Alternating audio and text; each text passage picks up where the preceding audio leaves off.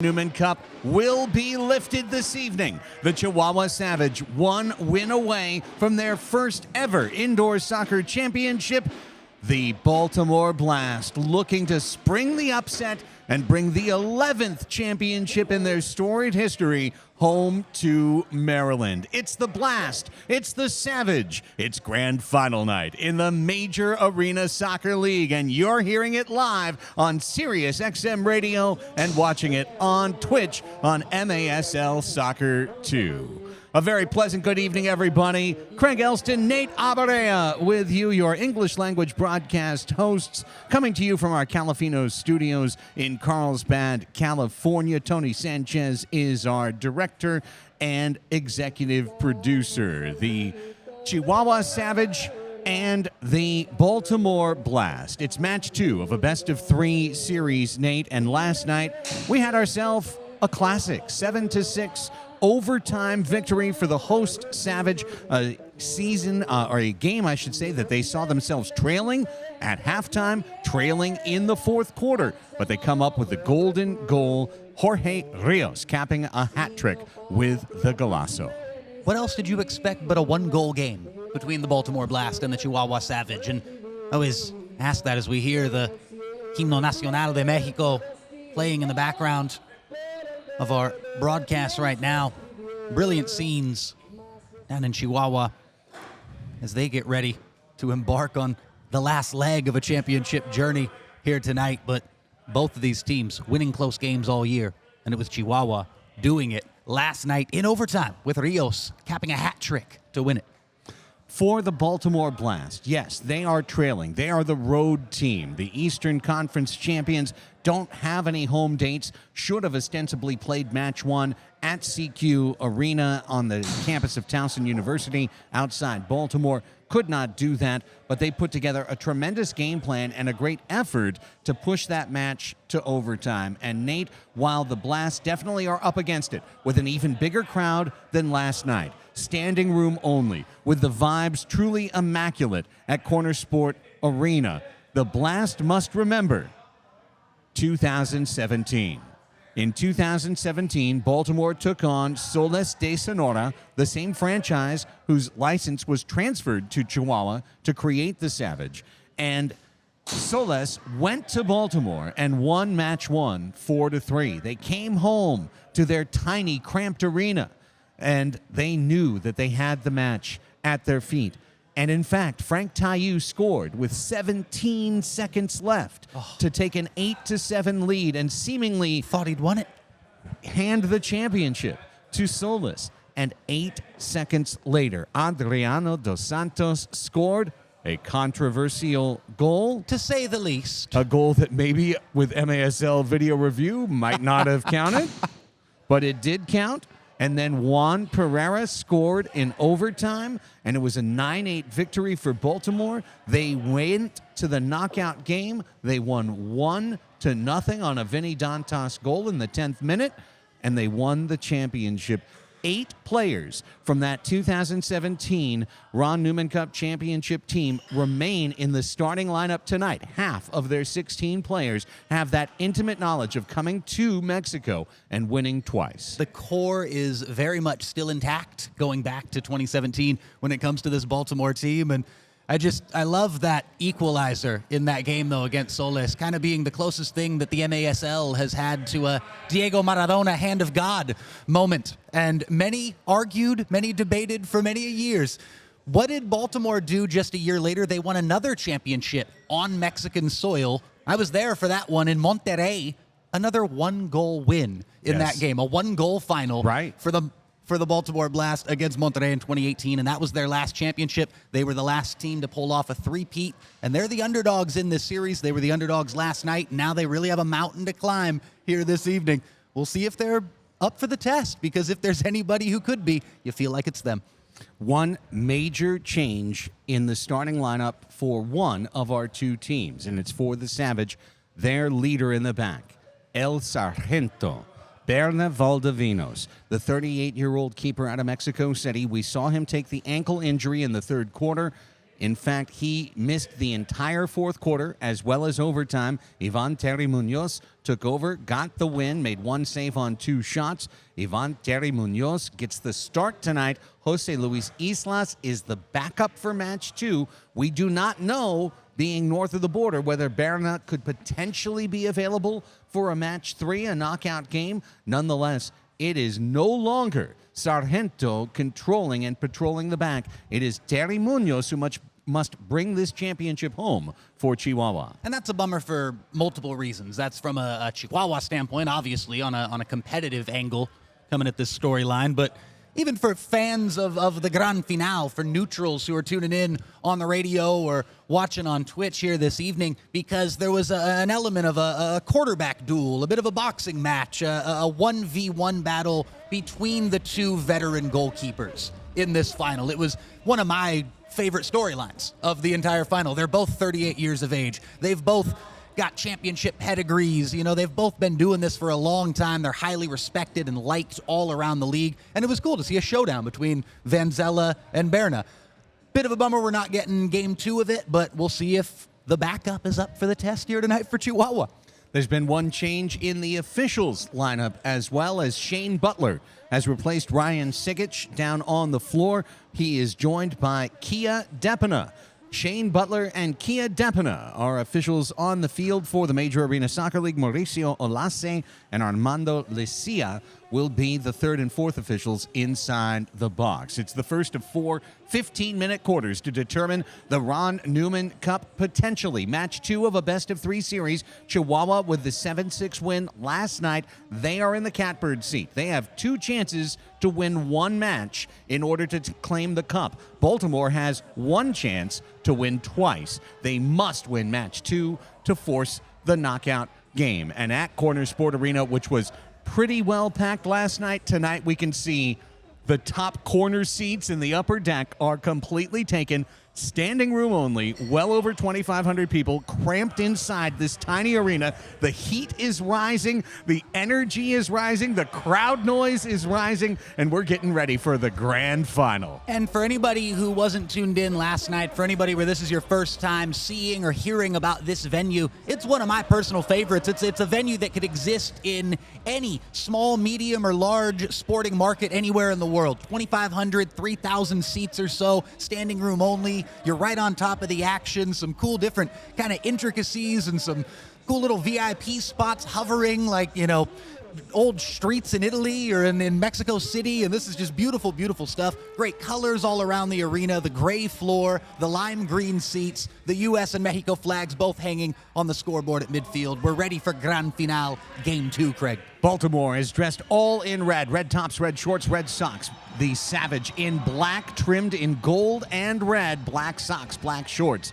Savage run left to right across your imagination. Baltimore right to left. We thank all of you watching us live on Twitch, our MASL Soccer 2 live broadcast, and our simulcast on Sirius 121, XM 202, and Internet 965. Opening seconds of action as Nelson Santana heads a ball under traffic to his keeper, William Vanzella, and the Blast will be relying on Vanzella tonight in order to try and pull off the upset. He throws one forward that's bounced back to Santana outside the defensive third. Patrick Sandoval will send it forward.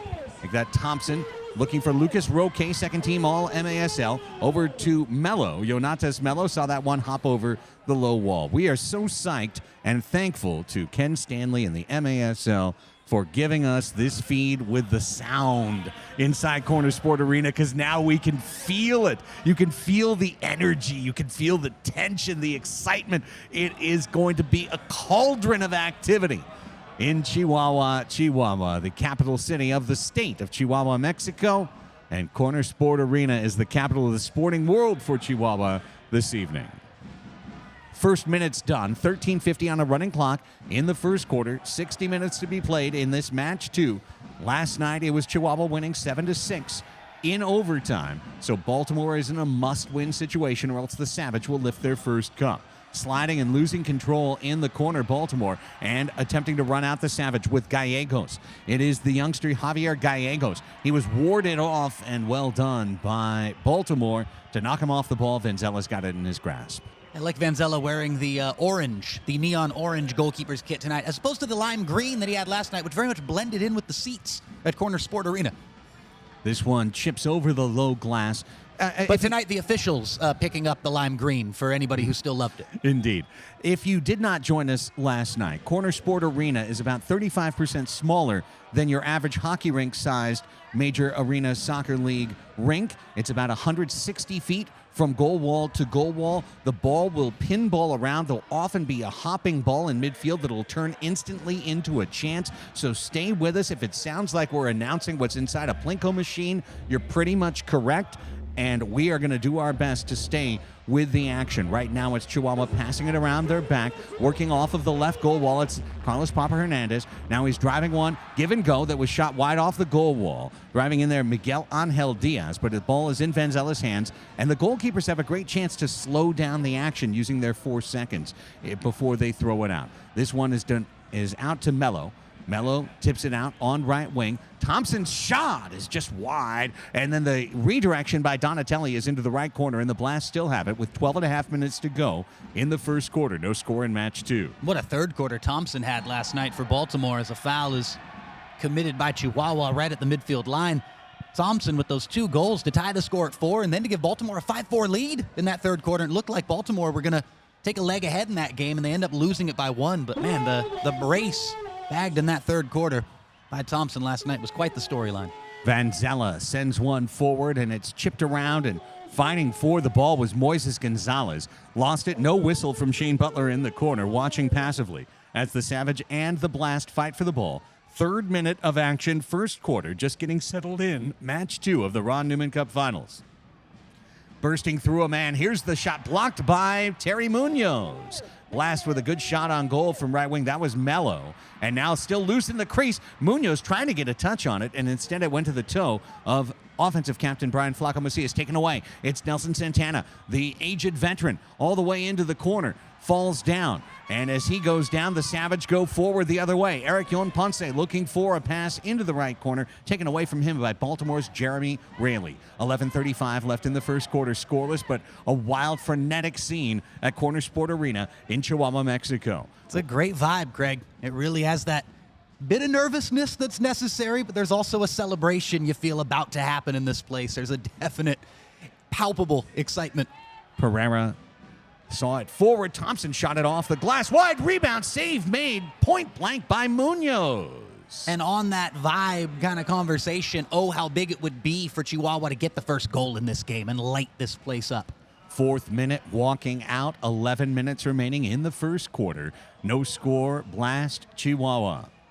Last night, it was a very defensive first half. It opened in the second half. This one is punched right into the belly of Munoz, the goalkeeper of the Blast. A shot from left wing by Baltimore. Coming the other way, the Savage. It's Gallegos. Javier Gallegos sent one back to his defender, and the Savage will work one forward. A pass to left wing in the attacking zone. Pushed off the ball was the Savage's Hugo Puentes, who doesn't seem to have the same elaborate leg wraps that he had in previous matches. It's not the quintuple wrap tonight. I'm going with the triple wrap. I think he's down to 3 full bandages around each leg. Fuentes is the number 9 for Chihuahua. He led them with 43 points in the regular season. He was named second team All-MASL. He suffered an ankle injury in the first round against Monterrey, was deeply limited against the San Diego Sockers, seemed to pick up steam in the knockout game, and last night, Fuentes, another valiant and brave battle. Brave battle indeed. He's the ultimate warrior for this Chihuahua team, and such a huge component of their offensive strategy, and really just as far as that leadership goes. We always talk about the importance of leadership. And he is a player who can definitely take some whole team on your back kind of energy and take it to a championship. First 5 minutes gone in the first quarter. No score in the grand final, match 2, and a foul called against against Chihuahua will give Baltimore a free kick from the left corner of the attacking zone. Moises Gonzalez has a chance to stand over this. Yonatas Mello is up top for Baltimore, hoping to receive a pass. Running on is Patrick Thompson. And the distribution from Ricardinho Sobriera came to Moy Gonzalez. His point-blank shot was blocked by a defender standing directly in front of him. And the rebound comes out to mid-floor with 9:48 to go in the first quarter. No score between the Blast and the Chihuahua Savage. Live coverage on Sirius XM Radio as well as on Twitch. ASL Finals. Here's Enrique Cañez for Chihuahua. Through Carlos Papa Hernandez as the Savage try to build some play out of the back, and instead Baltimore picks it off at midfield with Mello. Over to Thompson. Thompson holds it at midfield. Back to Venzella, who will use his one touch in the possession to lift one into the attacking right corner, but instead it goes right into the breadbasket of Terry, and Ivan Munoz will roll it out to Adrian Miller. It's going to be big for Munoz to keep a clean sheet in this first quarter. I think there's some nerves for a backup goalkeeper who probably wasn't expecting to be starting game 2 with your team playing for a championship. Yeah, backup, you're the championship goalkeeper, buddy. Here you go. We hope you're lifting the cup at the end of the night. That's the message from the head coach of Chihuahua, Everardo Sanchez. We've seen backup quarterbacks take teams to championships, and there was, again, I talk about that Vanzella versus Valdivinos storyline. It was one I was really talking up last night. And here's Donatelli. He tips one, looking for Roque. Back to Donatelli. Takes the shot, and he hits the top of the crossbar. Big chance. Big chance for Baltimore to steal one early there. 8.5 left in the first quarter. Ball out of play on the bench wall, and it's back to Chihuahua. It's Adrian Miller, told by Butler to mind his P's and Q's. Lucas Roque, second team All-League, is 5 yards away. He'll pass it back to Terry Munoz, and Munoz will walk forward, bring and invite the pressure, send the ball along the left wall. Savage bend it over to the bench wall and bounce it into the bench. A giveaway that'll allow Baltimore to regain possession with 8:17 left in a furtive first quarter. In case you joined us late, the Savage starting goalkeeper, Berna Valdivinos, is out with an ankle injury that he suffered in the third quarter of last night's match. Terry Munoz played the fourth quarter, played golden goal overtime, got the win in the match in his second playoff game of his career. Thompson and the Blast trying to dig out of offensive midfield and taken away by Chihuahua with 7:50 now on a running clock in the first quarter. The next ball out of play would lead us to the first media timeout of match 2 of the grand final night. It is Roberto Escalante, the captain of the Savage, trying to work his way forward. Jumping in on a steal attempt is Baltimore, and a whistle and a foul called against Chihuahua after they gave up possession to Yoshio Sandoval. There was a player in acres of space for Baltimore. I'm trying to see who that was. I believe it was Sandoval on this near side from our camera angle, attacking from right to left here in this first quarter for Baltimore. He was wide open and screaming for a pass. Even wanted a quick free kick after the foul was called. This one tried to be fed into the middle. Jamie Thomas was the guy who drew that foul. Now Thomas draws another foul in the corner, and Baltimore will get a restart out of the right corner. And you hear the frustration from the crowd, the energy, again, that little bit of nervousness here with this Chihuahua atmosphere and what could just become a huge, huge weapon for them. Ball blocked away, and a counterattack was quickly on, but Venzella found it to his feet as Gallegos was trying to get a step on the shot, and he knocked it away. 7.5, and the clock under that now, 7:25 left in the first quarter. No score between the Blast and the Chihuahua Savage. In fact, on our screen, the clock is frozen. And you remember last night what it did for Chihuahua scoring that early goal 1 minute and 10 seconds into the game, what it gave to these fans.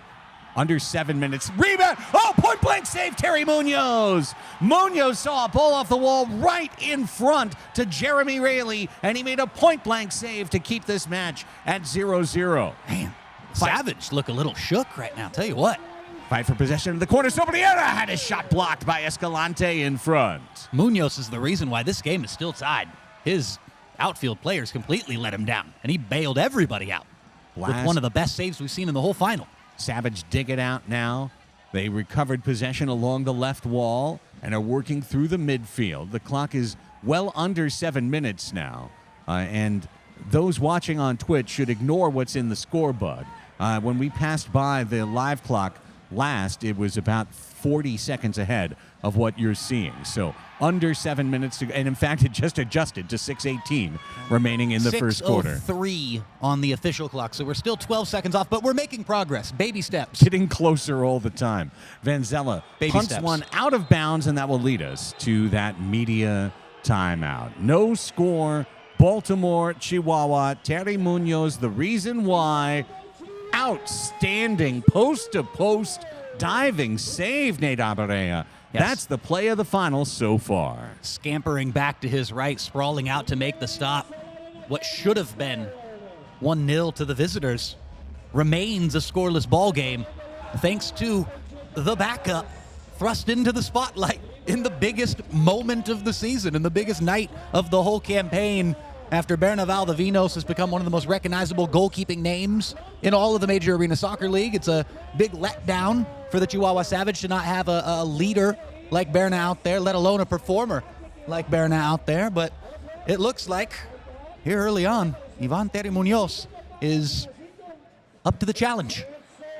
I want to shout out a great player for both teams that is unable to participate this evening. And starting with Chihuahua, it's Edgar Torres Gonzalez. Torres is one of the best strikers in all of Mexico. He suffered a quad injury against Monterrey that took him out for the entirety of the semifinals and has taken him out for the entirety of the finals. And for the Blast, it must be said, Max Ferdinand, the Haitian, unable to travel to Mexico. Ferdinand has not been a part of this series so far, and he was the difference maker in the first round against Florida. He was a difference maker against the Milwaukee Wave. A huge player missing for both teams. Free kick and the shot. I think Vincella got a piece of that to deny a great free kick attempt by Eric Yon Ponce for Chihuahua and keep the score scoreless. 5:42 left to go in the first. Both goalkeepers keeping it 0-0 here in the first. Here's a blast off the post, rebound, goal! Baltimore! The blaster on top with Mello, who is in the right place to pot home an active rebound and put the Blast on top 1-0. Well, so much for what we were just talking about 10, 15 seconds ago. The first chance could have gone in, went off the inside of the post, beat Munoz. Unfortunately for Mello, it bounces right back into his path. He makes no mistake about it when he gets the second bite at the cherry. It's 1-0 Baltimore. 5.5 left here in the first quarter. They've stolen a goal early. They got to win game 2 and force the knockout game. Hey, one step at a time. Mello with his third goal of the Ron Newman Cup playoffs, and the Blast with that 1-0 lead. They fell behind yesterday before leading late in the second quarter, and then leading all the way through till midway in the fourth. Now we have a different shape. We have a different structure for match 2 of the Ron Newman Cup finals. What happens for Chihuahua now that the Savage fans feel that prick of nervousness start to tickle the bottom of their spine, wondering what happens if we head to match 3? There is no script, Craig Elston. This is improv.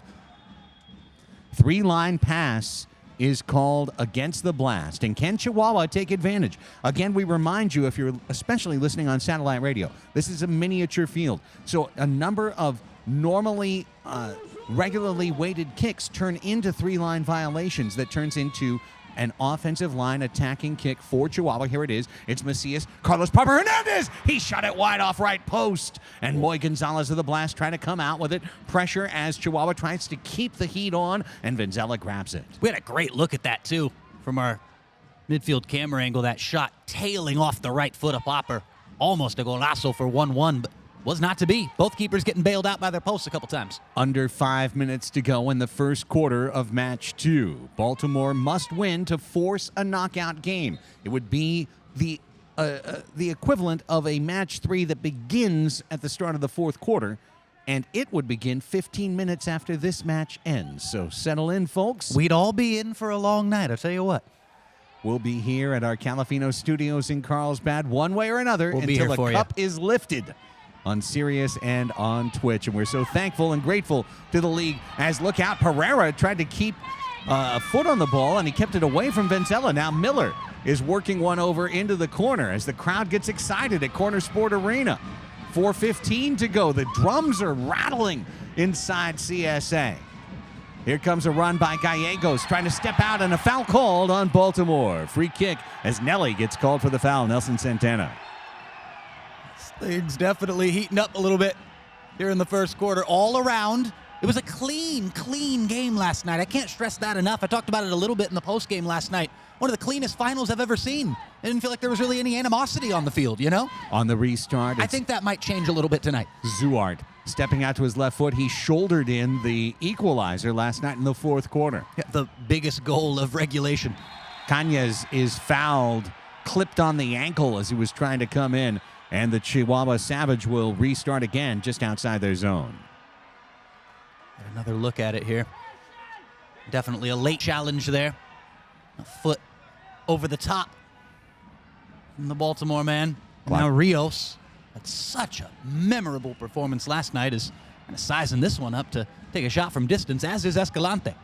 3:52 on the first quarter clock. This angled to slightly right wing. Escalante will roll it. The right-footed shot saved by Venzela. Rios tried to put it home. Venzela was in the right spot. Redistribution. Donatelli! Oh. He hits the left post! Oh my goodness, Tony Donatelli came within a quarter inch of putting Baltimore up 2-0. And that was just Corner Sport Arena on full display. Header. It's Munoz still loose in front. Munoz finds it. End to end, and a huge opportunity for Baltimore on a brilliant half volley attempt there from Donatelli that went off the inside of the post.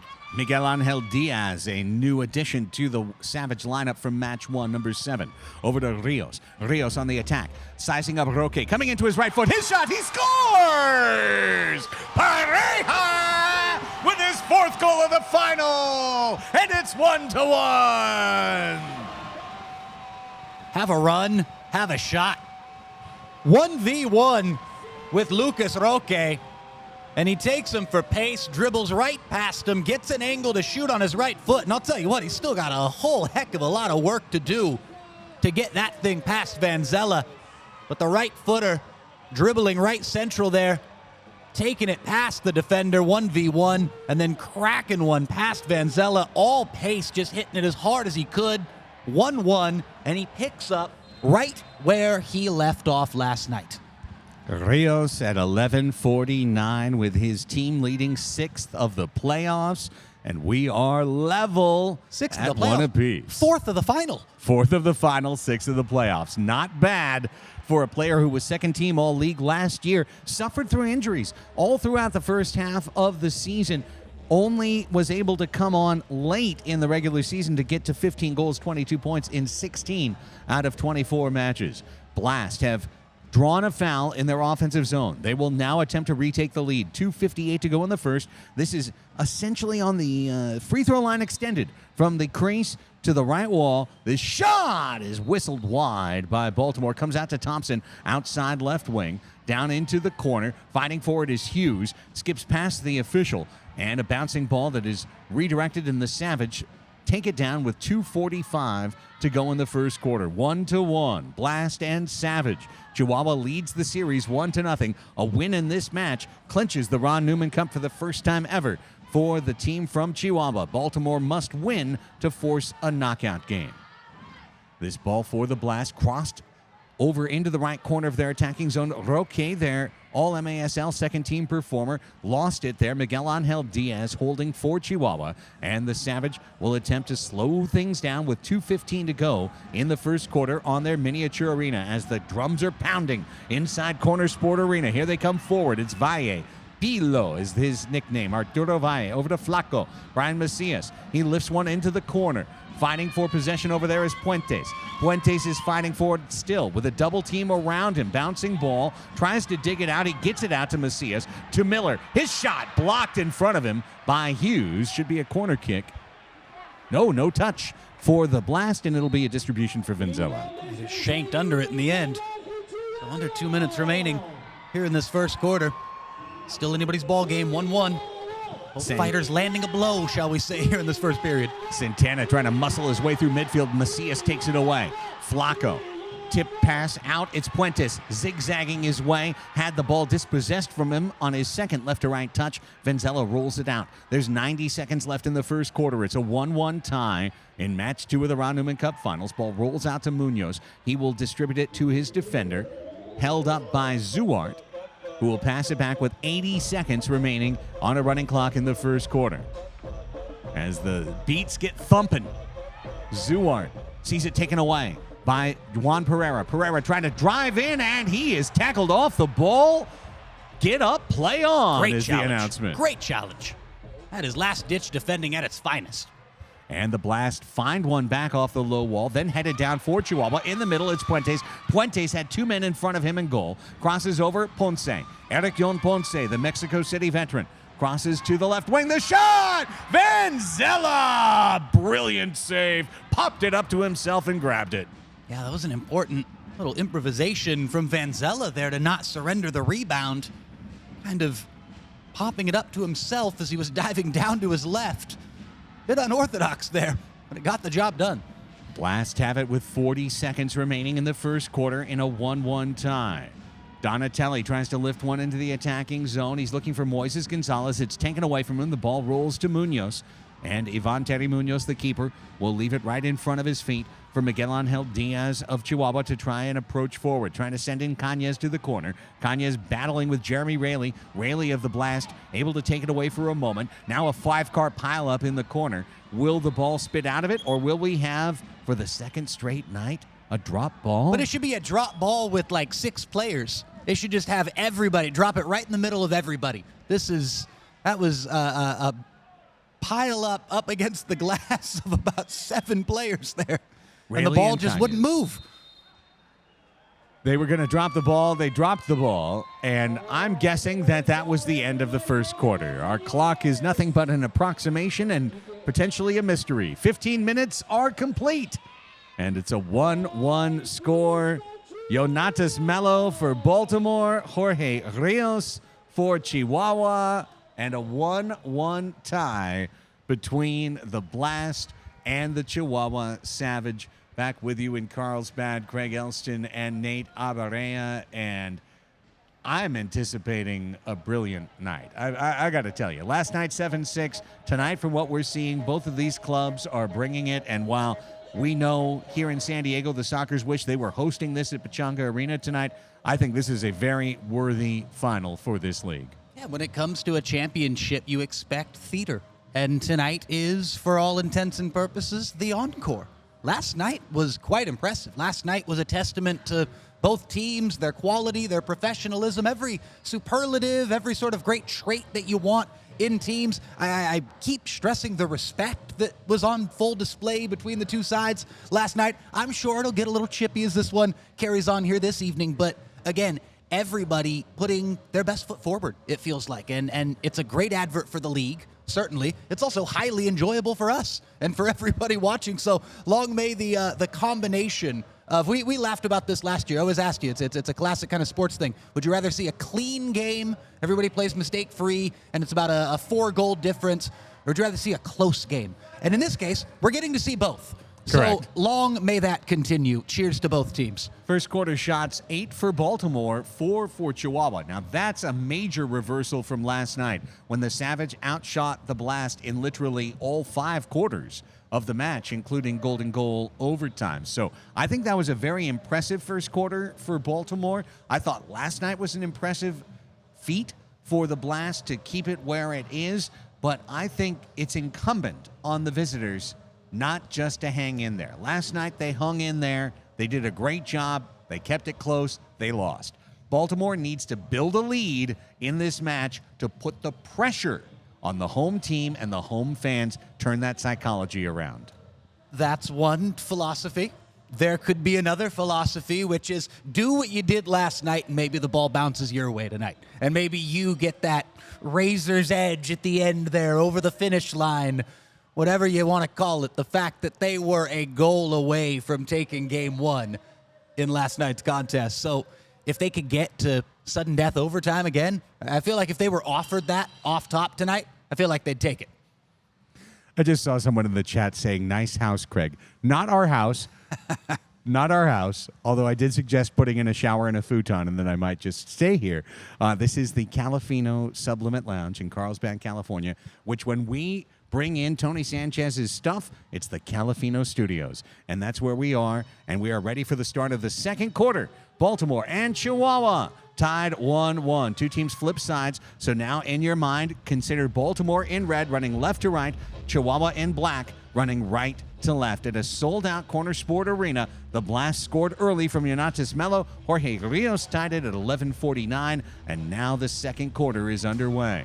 With a ball loose, looking for it is Munoz. It's to the Blast in the right corner. Roque's shot was blocked out of the crease by Chihuahua and maintained by the Blast. A bouncing ball under pressure. It's back to Venzela. He'll roll the middle of the field to Yonatas Melo, and then Nelson Santana lifts one out of play, and the ball will go back to Chihuahua. We invite you to check out MASLsoccer.com for everything Major Arena Soccer League related. MASLsoccer.com has all the news, all the standing stats, and stories from the best indoor league in the world.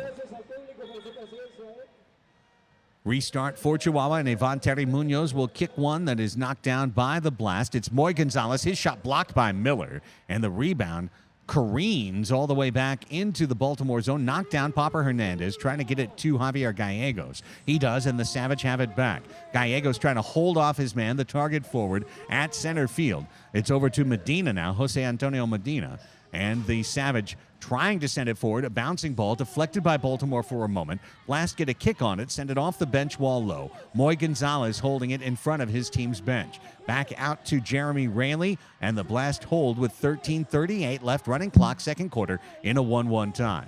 Moy Gonzalez now in the left corner, trying to settle a bouncing ball. He's got Adrian Miller on his hip. He shoots it off of the wall, and Munoz is able to grab it on the angle, the goalkeeper for Chihuahua.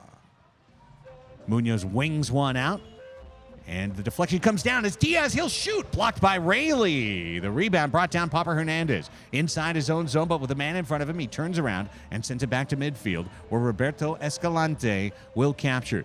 13:08 in the clock. Escalante tried to toe poke a pass toward Medina, but instead it went all the way through to the keeper Venzela. Occasionally distracted by stadium DJs, certainly so right now as Grupo Frontera's No Se Va blasts around Corner Sport Arena. Beautiful stuff here for the Grand Finale.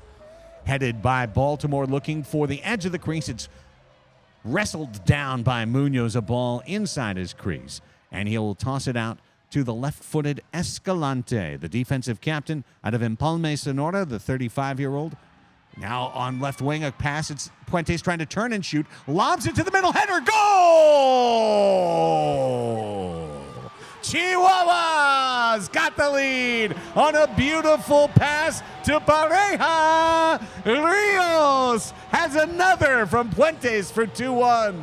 A hat trick last night, and he's 2/3 of the way there tonight. And he's scored his team's opening 2 goals from 1-0 down. A fantastic headed finish at the back post as Venzela was scrambling back. Great clipped ball to that back post. And Pareja got up in the sky and headed home for 2-1. I'm going to say assist to Grupo Frontera right there, certainly. At Little modern norteña pop for you to assist for the goal for Chihuahua. A beautiful goal and a 2-1 lead for the home club. And the Savage, as we hear the fans get fired up. I just got to say, big thanks. Ken Stanley, Lindsay Mogul. We'll take it all the way to the top. Keith Tozer, the commish, for getting this feed proper. This is what we wanted to bring you last night as well, with the ambient sound, with the feel. You can almost smell it through your radio. The excitement of Corner Sport Arena. Chihuahua 2, Baltimore 1. The Savage looking for their first ever MASL title. They've got the lead, but 11:45 left in the second quarter. Plenty of time, and we know that probably up to a dozen more goals will be scored in this match before it's all said and done. Blast send one into the attacking corner. It hopped to Munoz, who had to reach actually outside his crease, it looked like, to grab that ball. Kia Tepina looked passively on, didn't want to initiate some sort of blue card. Now high pressure shown by the Blast, trying to steal it away from Escalante, and they might. Sliding save by Munoz, rebound off the post. Oh, Baltimore had a chance to equalize, and they missed by just an inch doing so. Big chance, Greg. Puentes is down off of a tackle. Whistle is sounded. Shane Butler gesticulating as Puentes holds his right knee down on the floor. And we get an opportunity to see a challenge from Jeremy Raley, a slide tackle, and then it was Melo coming in on the leg of Puentes after he already had his foot on the ball. Did not look like violent contact, Nate, but Puentes, who, as we've told you, has been dealing with leg injuries, could be a sliding scale in terms of what hurts for you versus what hurts for him. And regardless of intent or severity, it's still painful. Plain and simple. And Puentes, again, I told that story last night for anybody who wasn't listening. Seeing him walk out of Pechanga Arena, San Diego after the semifinal. I know it was an ankle injury that we'd heard about. He had bags of ice and layers of bandages around knee, thigh, ankle, everything. He was just walking out completely bandaged up on both legs. So we've seen the wraps in game one. A little bit less tonight. Now he's down to the triple wrap. The free kick outside for Chihuahua was well-intentioned but malaligned. It flew into the upper deck, and it'll be a restart for Baltimore from their net. So again, with Puentes, if there's anybody who where it's okay for them to maybe have a little bit of extra sensitivity to some contact, he would be the one. Baltimore trying to matriculate out of their zone and send one over the sidewall out of bounds. And the Savage are asking for a defensive clearance. Now, in the sport of indoor soccer, if you pass the ball out of bounds from inside your defensive zone, you give up a top-of-the-arc free kick. That is exactly what has been officiated against the Blast. And here comes the best free kick opportunity in indoor soccer, top of the arc, for Chihuahua to try and build on their 2-1 lead. Aragon Ponce, now instead it's a pass to the left angle of the crease, just outside the crease in the corner. Schindler for Baltimore rattles it around the bench wall. Back to Ponce in his own zone, so no shot on net for that top-of-the-arc free chance for Chihuahua. 10:40 remaining in the first half. 2-1 Savage lead on a pair of goals by Jorge Rios. Moy Gonzalez for Baltimore trying to step in, had the ball taken off of his toe by Ponce for Chihuahua. And here comes Adrian Miller stepping forward. Over two lines, bounces one that rattles around the corner. It came loose for a moment. Vanzella saw it skipping in front of him with Miller dancing in front, but was able to grab it and throw it out. Vanzella launches one the other way. All the way to the goal wall where Munoz is able to pick it out in his crease. Much wider, flatter crease in Chihuahua than you would see in San Diego. Another one of those field vagaries. Mm-hmm. But it does make a difference to have that much room to the left and right of the goalkeeper's net to be able to maneuver and grab the ball. Now, ball taken down in front of the Chihuahua net. And with 9:58 to go, a whistle. Looks like it was a foul called on Baltimore over there. And Cañez and the Savage trying to dig their way out. Munoz will kick one across midfield, headed down and forward by Yoshio Sandoval, re-headed by Adrian Miller into the Baltimore zone, where Vanzella is able to grab it on two baby bouncies and roll one out to the bench wall as the PA exhorts the sellout crowd at Corner Sport Arena to get loud. 9:33 to go in the first half. 2-1 Savage with the lead. Talking about baby steps earlier, now we're talking about baby bouncies. My elementary school kickball terminology is still intact. I mean, the field is a similar size, so rather fitting. Mello dancing backwards, pressured by Cañez in the Baltimore zone, back to the ever-steady Vanzella, a five-time indoor champion, their goalkeeper. Sends one forward, Donatelli battling Miller, fouls Miller, pushing him from behind. The whistle called by last year's Gino DiPolito Award winner for MASL Referee of the Year, Shane Butler, and he's out there on grand final night for the second straight year. With 9 minutes left in the half, Donatelli trying to fish one out of midfield. A bouncing ball brought back down by Chihuahua, attacking right to left, dressed all in black. It's Uriel Zuart. Zuart sends it over to Flaco Macias. It looks like the Savage are looking to change a couple of players. Roberto Escalante is the last line there. Sends one to the far wall. Blaster pressuring, and reaching in was Roque, and a foul was called. Quick restart, too quick for the liking of the officials. They'll whistle it down with 8:37 to go in the half. Wanting to keep the pace up. Certainly Chihuahua. Baltimore would love to see this game slow down a little bit. The Savage trying to put the foot on the gas right now and get a 2-goal lead. Did either team? Neither team had a 2-goal lead last night. Not even once. A brilliant storyline from last night. How many lead changes did we have in that game? I mean, it was 1-1, 2-1, 2-2, 3-2, teams flipping leads, and nobody ever able to take a 2-goal advantage all night. Could Chihuahua be the first team to do so here in the second quarter? A physical quarter as well. Another foul called on Juan Pereira of The blast. Chihuahua trying to kick from the right wall of their defensive zone. Almost to their defensive line. And it's rolled along that right wall, and the Savage step out with Flaco Macias. Passes to left wing Medina. Medina attacking zone. Thought he was feeding Hernandez into the corner. Pass missed him. Blast. Make a huge mistake. Yoshio Sandoval kicks it over the low wall out of bounds, and here will be the second top-of-the-arc scoring chance for Chihuahua in this quarter. A completely unforced error, too, Craig. Just nobody really pressuring him in the situation. That's just a costly mistake, potentially, or they could get bailed out here by either a great save, some good, strong team defense, or Chihuahua not taking advantage of the chance. Ponce feeds it right wing. The shot is high. And it's the latter of the three options. It was the left footer, Romero, over there, and that shot winged out into the crowd. The well-fortified crowd at Corner Sport Arena. And as the Puerto Rican Bad Bunny serenades the fans within, Venzela will wing out. Instead, he rolls a little bowling pass to Mello. Now it's Nelly Santana, the 44-year-old, trying to bend one forward. Baltimore deflects it along their attacking line. Javier Gallegos took it away for Chihuahua. Back to Munoz, who will lift a pop fly forward. He's trying to send in Medina. Medina saw the ball hop out of bounds. You a big Bad Bunny fan, Craig? I am. Yeah, I like Bad Bunny. On your way back from Coachella just the other day? Went out there and saw him? Well, you know, I went to Backstage. see Frank Ocean, but such a disappointment. Such a disappointment. Gallegos to Escalante. Hopping ball, right corner shot, just wide past Venzela. Guarded the angle perfectly. Escalante redirection in front. Venzela is able to take it away and sling a pass forward. He's looking for Roque. Stepping out of his net is Munoz. It's loose in front. It's knocked, bounced around. Rayleigh tried to feed it toward the net and was headed away by Pareja, who's doing it on offense and defense for the Chihuahua Savage tonight. 2 goals, and that was a goal defended in a 1-goal match. Strange one there. The bouncing ball that never calmed down. Here's one that hops into Venzela's breadbasket. He says, "Tranquilo, hijo." Well, the Passes whole thing, it out. the whole game is kind of just hopping right now. There hasn't been a lot of roll. There hasn't been a lot of smoothness in this second quarter from anybody. El Conejo salta en el jardín. Here's one loose toward Thompson and knocked away from him by the Savage with 7 minutes to go. And this could be a bending ball out of play.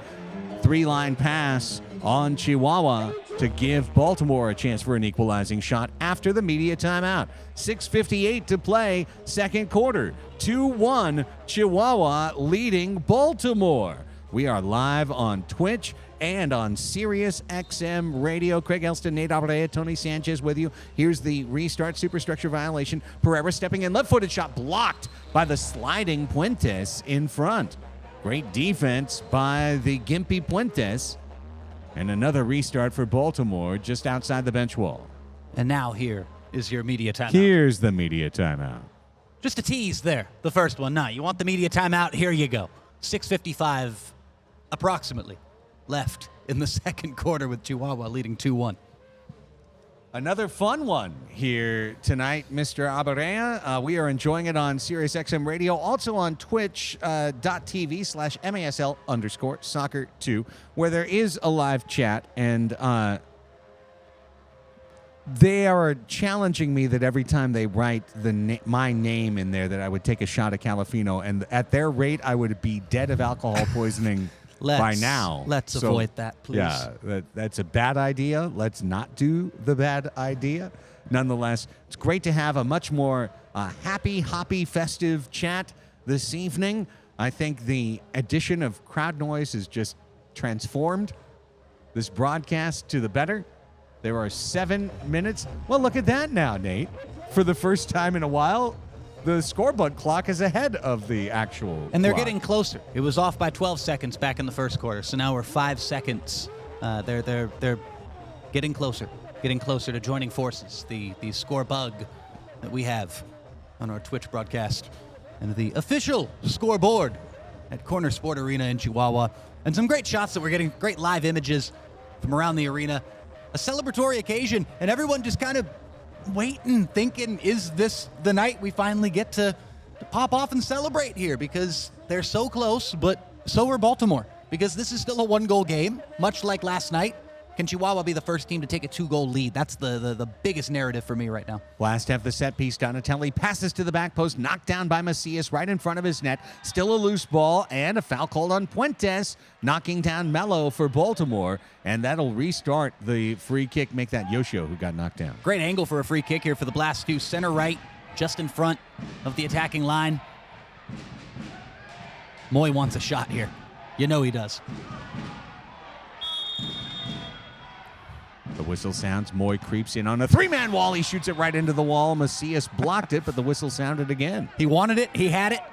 Put it right into the wall, unfortunately. Thought I heard a whistle. That must have been in the crowd.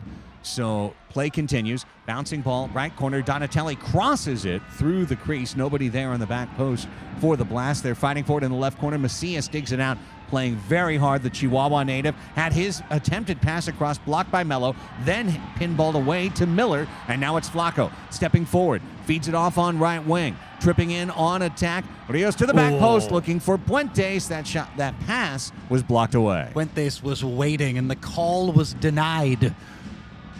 Waiting on the other line. For anybody still getting those references, there you go. 6:12 left in the quarter approximately. Puentes working in the right corner attacking zone. Chihuahua Savage with a 2-1 lead. This is match 2 of a best-of-3 series. The Savage lead 1-0. Match 3 will be played immediately after this match if you're listening live on Sirius. Stay tuned. In a one-goal match, there's a chance for 2 results tonight instead of 1. Puentes in the corner, holding on the ball, stepping on it with his right foot. Couple of fakes with that right foot. Now left-footed pass along the bench wall, or the right wall, I should say, out to Ponce and back to Escalante. Under 6 minutes now in the second quarter. It is Cañas. He will survey, send it back. Escalante sending in Cañas on the right wing. Bounces it off the mid-wall. Cañas turns to face, crosses from right to left. It's Ponce. Ponce scoops with the left foot. His shot's off crossbar. Knocked down. Rebound. Save. Vanzella header try. Headed off the line. Baltimore keeps it 2-1. Chihuahua with both a dynamic save and a header clearance off the line. What a wild save there that was from Vanzella, kind of flying off his line at the shooter there and just launching himself at the attacker and somehow making the stop way off his line. 1v1 try and kicked off the line again. Baltimore, they've done it twice in a row. Brilliant work by Jeremy Raley. That was ticketed, and Vanzella was beat. And then Vanzella came flying back with his cape to catch after that clearance off the line had popped up in front of the face of goal there. Wild stuff in Baltimore, keeping this a one-goal game. Still, nobody can gain a 2-goal advantage in this Ron Newman Cup final in game 1 or 2. Ivan Terry Munoz, our clock is pinned again on the scoreboard. And I haven't said next goal's huge all final. Diaz, toe poke shot, kick save, Vanzella. And yet it feels quite applicable right here because you're talking either a tie game or the first team with a 2-goal lead. 4.5 to go in the half. Moises Gonzalez is knocked down for a foul. This is match 2 of a 3-match series. Chihuahua leading 1-0 on the series total, leading 2-1 on the game board, trying to win this in a sweep and claim their first ever Ron Newman Cup. Baltimore must win this match to force a third game immediately after. Thompson's left-footed shot blocked by Popper out of bounds, and another free kick coming for the Blast with 4:21 remaining in the half. The restart is pushed back and a little soul roll forward. It is an attacker, I think that was Schindler in the corner, knocked down and chipped out by Roque out of bounds. Back to the Savage. Missed opportunity for Baltimore there. Both teams missing some opportunities in the second quarter. The second quarter that has by far been the longest period that we've had of the 6 here in this final series. A lot of stopping of the clock. A lot more fouls, really, than we've had all throughout this series. Here's one into the left corner of the Baltimore defensive zone. Chipped out by Nelly Santana, taken away. A steal and a pass to Medina, trying to cross it over. Right wing shot! Popper saved Vanzella again! William Vanzella keeping Baltimore in this. Counterattack is on, and in the middle was Raley. Couldn't get him the ball. The cross was deflected back to the keeper, Munoz.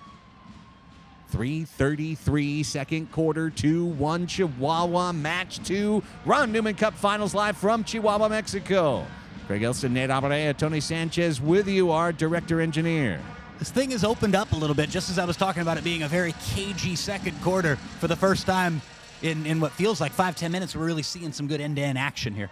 Puentes, a little zigzag pass, and on the near post, Benzella is there to take away Macias' shot attempt. I say end-to-end. It's been a lot of Chihuahua on the attack here over the last 5 minutes. I loved what you said last night. You said it's end-to-end here, but take away the 2. It's just end-end. End-to-end football. Here's Pereira coming in for Baltimore. Right wing, stepping to the left foot. He went Clear over foul. the leg of Miller for a foul call. Clear foul, no blue. I'm okay with just a common foul here against Miller. It was a deliberate foul. It was, dare I say, a little bit of a cynical foul, and yet not worthy of a blue card. I think it's a situation where he was beat. He left the leg hanging there. There are enough players behind. It's a common foul and a dangerous free kick, though, to boot here for Baltimore. Great chance for the Blast to tie it with 2:59 remaining in the half. I feel like they've had a free kick from this angle now at least 3, maybe 4 times in this game. This is the spot here, and they haven't capitalized. Donatelli, the Last time it was Moy straight into the wall. four-time champion.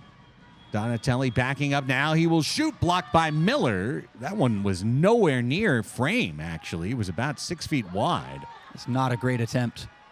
Same as the last one with Moises Gonzalez. Just going straight into the wall. That one was well wide from Donatelli. Yeah, not what the 38-year-old wanted there. And we've got a foul called on Rios on a challenge against Moises Gonzalez just outside the offensive zone, but it gives the Blast another restart. 2:29 to go in the second quarter. They pass it back to midfield. Hughes will roll it through to Yonatas Mello. Now a ball bending into the right corner. Savage got the first touch on it, lifted one outside the zone. Donatelli trying to flick it back in, and on one hop, it comes to Ivan Terry Munoz. The goalkeeper of Chihuahua throws it out all the way to Puentes. Puentes on left wing, attacking zone. Hugo Puentes, 2-1 Chihuahua, 2:08 to go in the first half. His ball was knocked off of his toe and came back to the hero of the Savage in the finals, the early frontrunner for finals MVP, Jorge Rios. To Miller. Under 2 to go now in the quarter. Ball lifted forward. Rios is looking for it out of the air. I think he's the front runner and the second and third runner as well. Yeah, he's the clear the clear leader right now. Baltimore needs to change the script, as we know. A hat trick in game 1 completed with a golden goal in overtime for 7-6. I mean, have yourself a game 1, and he's got both of his team's goals tonight. Yeah, for 2-1. Pretty good. But the other way, Mello looking for an equalizer, ran up the middle of the field. Great defense by Jorge Pareja Rios. He ran him off the ball on his last touch to deny the shot. There you go. Pareja. Doing it all. Doing it all. It's not Now- just the goals. Now the first through fourth place finisher. His toe poke shot blocked in front, and a scream for handball against Baltimore's Patrick Thompson. A lot of screams for handballs, an initial thought of handball, I must admit, myself. Rios coming in again. His shot. Save Benzella. Punches it over the glass. William going up and to his left to make a huge stop for Baltimore to keep this a 1-goal game, but we're getting another look at the handball. Oh, that's a handball. And, they need to challenge this for a shootout. man. Absolutely. Patrick Thompson reached out with the right arm, and there is the challenge flag thrown by Chihuahua head coach Everardo Sanchez, and we reach what should be a very easily decided edition of Say it. MASL. Thank you. Under review. And initially, even with my normal human eye, even with my non-MASL video review eye, just the natural human eye, that had to be a handball. Watching on the monitor here, that had to be a handball. Was surprised it wasn't called in real time. And any arena of fans is going to go off on any close call, but this was Easy one call. where I certainly felt in full agreement with 2,500 plus at Corner Sport Arena in Chihuahua. They have got to have a shootout coming up here with 1 minute remaining in the second quarter, with a chance to take the first 2-goal lead of either game here in this Ron Newman Cup final. As this should be, I'm surprised they're not done already reviewing this. This is a clear and obvious extension of the right hand to deny a goal, to literally block a goal. Extension of the silhouette, as Christina Unkel likes to say. One of my favorite referee experts in all Who the would world. you have? Because I would have Jorge Rios take this shootout. It's got to be. It's the man of the hour. It's his series. It was his For a shot. hat trick. Yeah, that should have been his shot for a hat trick right there. Going tres dedos, too, on this shot, too. I love what he's trying to do, trying to sneak it between three bodies there, and he almost did, had it not been. That was going on goal with Vanzella forced into making a save. Tres dedos outside of the right foot. That's heading in at the corner there if Thompson doesn't reach out with his right arm. And I believe the terminology in the new rulebook of breaking the silhouette of your natural, where your arm should be. And these rules, whether it's arena soccer, whether it's the beautiful outdoor traditional 11v11 game, these rules are changing every year. And this one, though, regardless of the era, this seemed like it always should be a handball. Breaking the Silhouette, by the way, is the name of my new album coming out next Tuesday. Find it on Spotify and iTunes. Breaking the Silhouette. They did not award the handball. Breaking something. Breaking my brain. How is that not a handball? Shane Butler. Well, what do we know? Kia Depina. Hey, Ryan Sigich, text me, bro. What do we know? What was that? What was my 90-second spiel all about? There you go. Back to Romero, the Savage, with under a minute to play in the second quarter. I Ball take don't back lie. everything I said. Yeah, no, There you Chihuahua's go. owed a goal right now, as far as I'm concerned. I don't get it. And I'd love to hear Phil Levanko and Ryan Sigich describe it on MASL Under Review on YouTube next week. Here comes Eric John Ponce. 40 seconds left in the second quarter. 2-1 Chihuahua, but they still need one more to get that first two-goal lead ever in this final series. Escalante, ball bouncing into the legs of Vanzella. He's able to grab it and wing it out. It really does feel like no one has ever had a two-goal lead ever watching these two teams play. This is all of the history I know, and within it, here's a chance. Baltimore stepping out. It's Sandoval. He'll shoot, blocked, comes out. The rebound, skipped off the wall. Point blank save, Terry Munoz. Terry Munoz comes up huge. He denies in the middle. Rayleigh, an equalizer. 3 seconds on the clock. Chance of Portero from the crowd at Corner Sport Arena in Chihuahua. That's a 5'9" goalkeeper coming out and making himself 8 feet tall there. He just got as big as he could. Spread out like a big old spider flying out off his line and just kind of scared the attack into scuffing a shot and then still had to make a save. But that was all about positioning and just coming off his line with authority. And off of the ball put back in play on a drop ball, it dribbled out to dribble out the second quarter clock. And we are through 30 minutes from Corner Sport Arena. And just like last night, my friend, a 2-1 scoreline at halftime. However, this time it's the Chihuahua Savage who have the lead at home 2-1 on a pair of goals from Jorge Rios.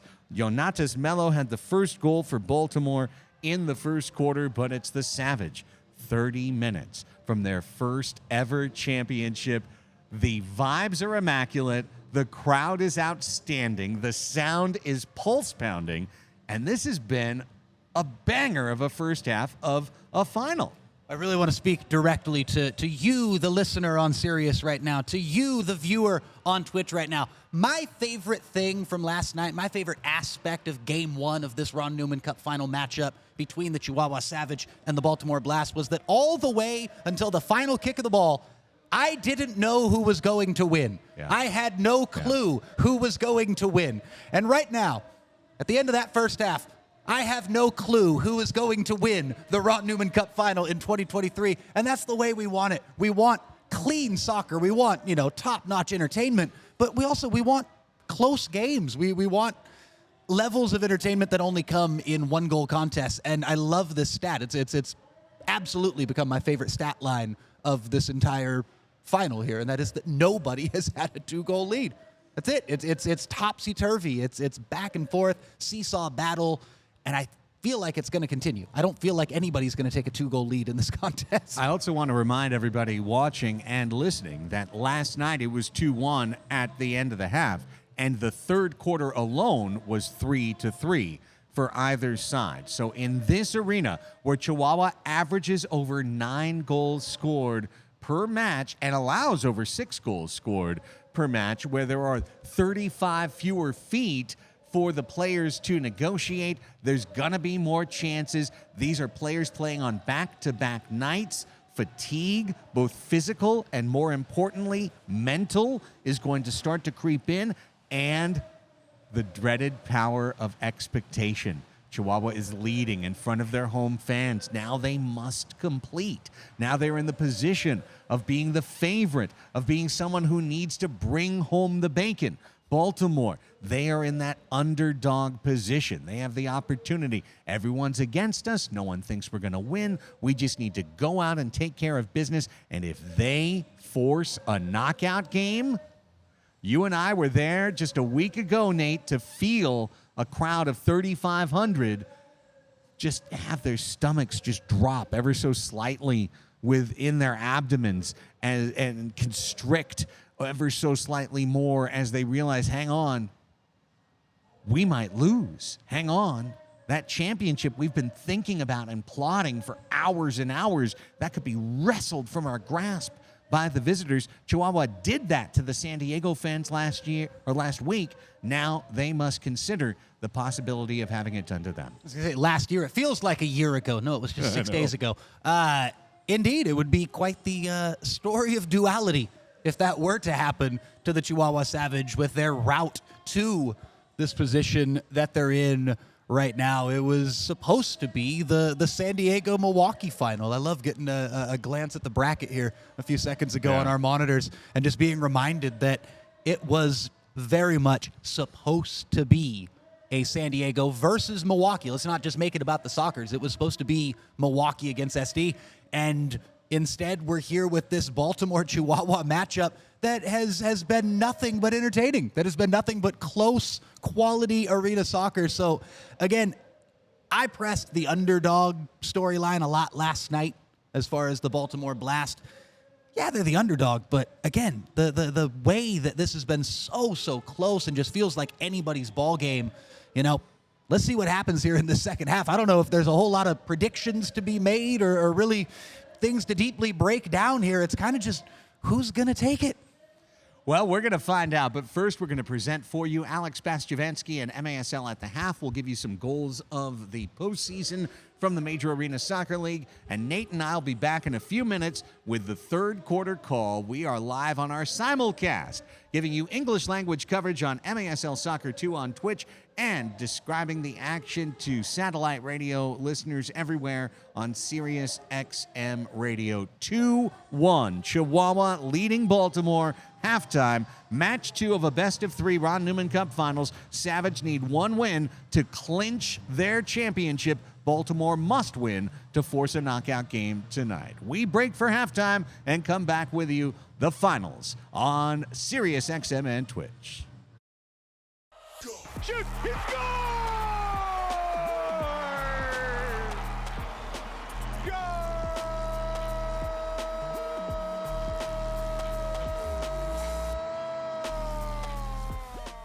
MASL at the half, coming right at ya. What's going on, everyone? I'm Alex Bastiavansky. Great to see you again. We've got tons of stuff to cover from the league that went down over the past week, and we're going to kick things off with a huge upset. La mano a la balsa y no traía la tarjeta, Carlos. ¡El remate, gol! ¡Gol! It was a true clash of the Titans as Chihuahua and San Diego hooked up in the Western Conference Final. Game 1 took place in Mexico, and the Savage, for a while, were taking it to the two-time defending champions. The Sockers never threw in the towel, though. At one point, they were down by 3 goals, but they had a late surge to pull within 1 off that Craig Childs blast right there. But this is why you always play until the final buzzer sounds. Dying moments, Chihuahua can't clear. The Sockers with a blast on goal with a second left on the clock. Big stop by Berna Valdivinos to preserve the win in front of the rabid home crowd. So it was back to San Diego for game 2. Christian Gutierrez has a man on the left. It's Gonzalez. The two twins are together, and it's Felipe. Back to Gutierrez. He scores! The Sockers had to win the second game to extend the series, and that is exactly what they did. And they looked like the San Diego team we've come to expect. Clinical, methodical, dominant. They won 6-2 to force the knockout game, which went into overtime. Down, he has to try and stagger back up. Ball still on a Chihuahua toe. Down to Popper. He'll shoot. He'll score! He scores! Carlos Popper Hernandez has put the Chihuahua Savage into the Ron Newman Cup Finals. The Savage knock off the two-time defending champions. What a series as Chihuahua pulls off the upset and advances to the Ron Newman Cup Final. Baltimore was facing Milwaukee in the Eastern Final. The Blast had to play all their games on the road due to lack of availability at CQ Arena. A tall task indeed, and it didn't look good early in Game 1 as the Waves shot out to the 2-0 advantage. But the visitors were resilient. They refused to go away. They actually tied it up 4-4 with less than a minute of play remaining in regulation, descended to OT. Cross on the other side, that will stay in play, walking in, shot and a goal, and the Blast has won the first game of this series. Jamie Thomas playing hero for Baltimore with the winner. So Milwaukee needed a win in Game 2 to stay alive, but they just couldn't get it going. The Blast actually was up 5-1 at one point in the contest before the home side made the score a bit more respectable. Kudos to the Baltimore Blast though, true road warriors, forced to play both games away from home. They rose to the occasion. They sweep the East's #1 seed to advance to face Chihuahua in the Ron Newman Cup Championship Series. So here is your playoff bracket. Here's how they got to the final. Chihuahua downing San Diego 2-1 in a thrilling series. Baltimore blanking Milwaukee 2-0 in their series to set up a Chihuahua-Baltimore final. Who's hot entering the finals here? Well, Juan Pereira of Baltimore has been great for the Blast up to this point. He's tied for the team lead in scoring with 6 points, and he was massive in those two games against Milwaukee, helping them to victory with 4 points in those two contests. And Roberto Escalante of Chihuahua, a defender who just happens to be leading the Savage in scoring with 6 points. He's got one of the best left foot shots in the league. Look at this cannon he's got going on. 6 points, tied for the lead actually, for the Chihuahua Savage thus far. Your scoring leaders in the playoffs, Craig Childs on top with 11 points, followed by Marcio Lete with 10, Christian Segura with 8, Dieguez with 7, and Derek Huffman, new addition to the top 5, also with 7 points. Since it is our last broadcast, we are going to do our plays of the year. The save of the year brought to you by Boris Pardo of San Diego. This one was a true game saver with just 23 seconds left on the clock against Monterey. And the Sockers up by 1. The goal line stand. Unbelievable stop by the reigning MASL goalkeeper of the year. For our goal of the year, we're taking Christian Segura of Utica City, who had the golden goal back on April 10th for Utica against the KC Comets that helped Utica to advance to the Eastern Conference semifinals. 1, 2, 3, 4, 5 Comets he takes on, beats them all, sends the home crowd into a tizzy. That made ESPN's Plays of the Week. Christian, beautiful. You've got our MASL goal of the year. And we've got to wrap things up, but just a reminder that all throughout the postseason, you can keep up to date with everything that's going on in the MASL by checking out the league's official social media outlets. And of course, you can watch every single game live on Twitch. Enjoy the rest of the contest. See you next time.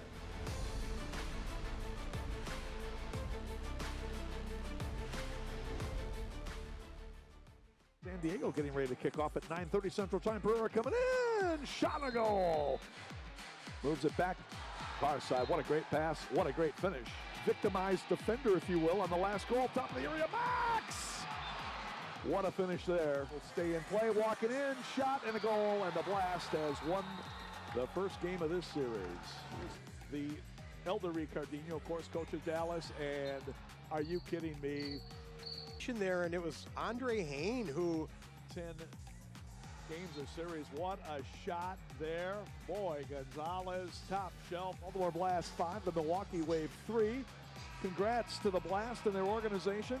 Great job by them to come in here in Milwaukee and have to win the series playing on the road.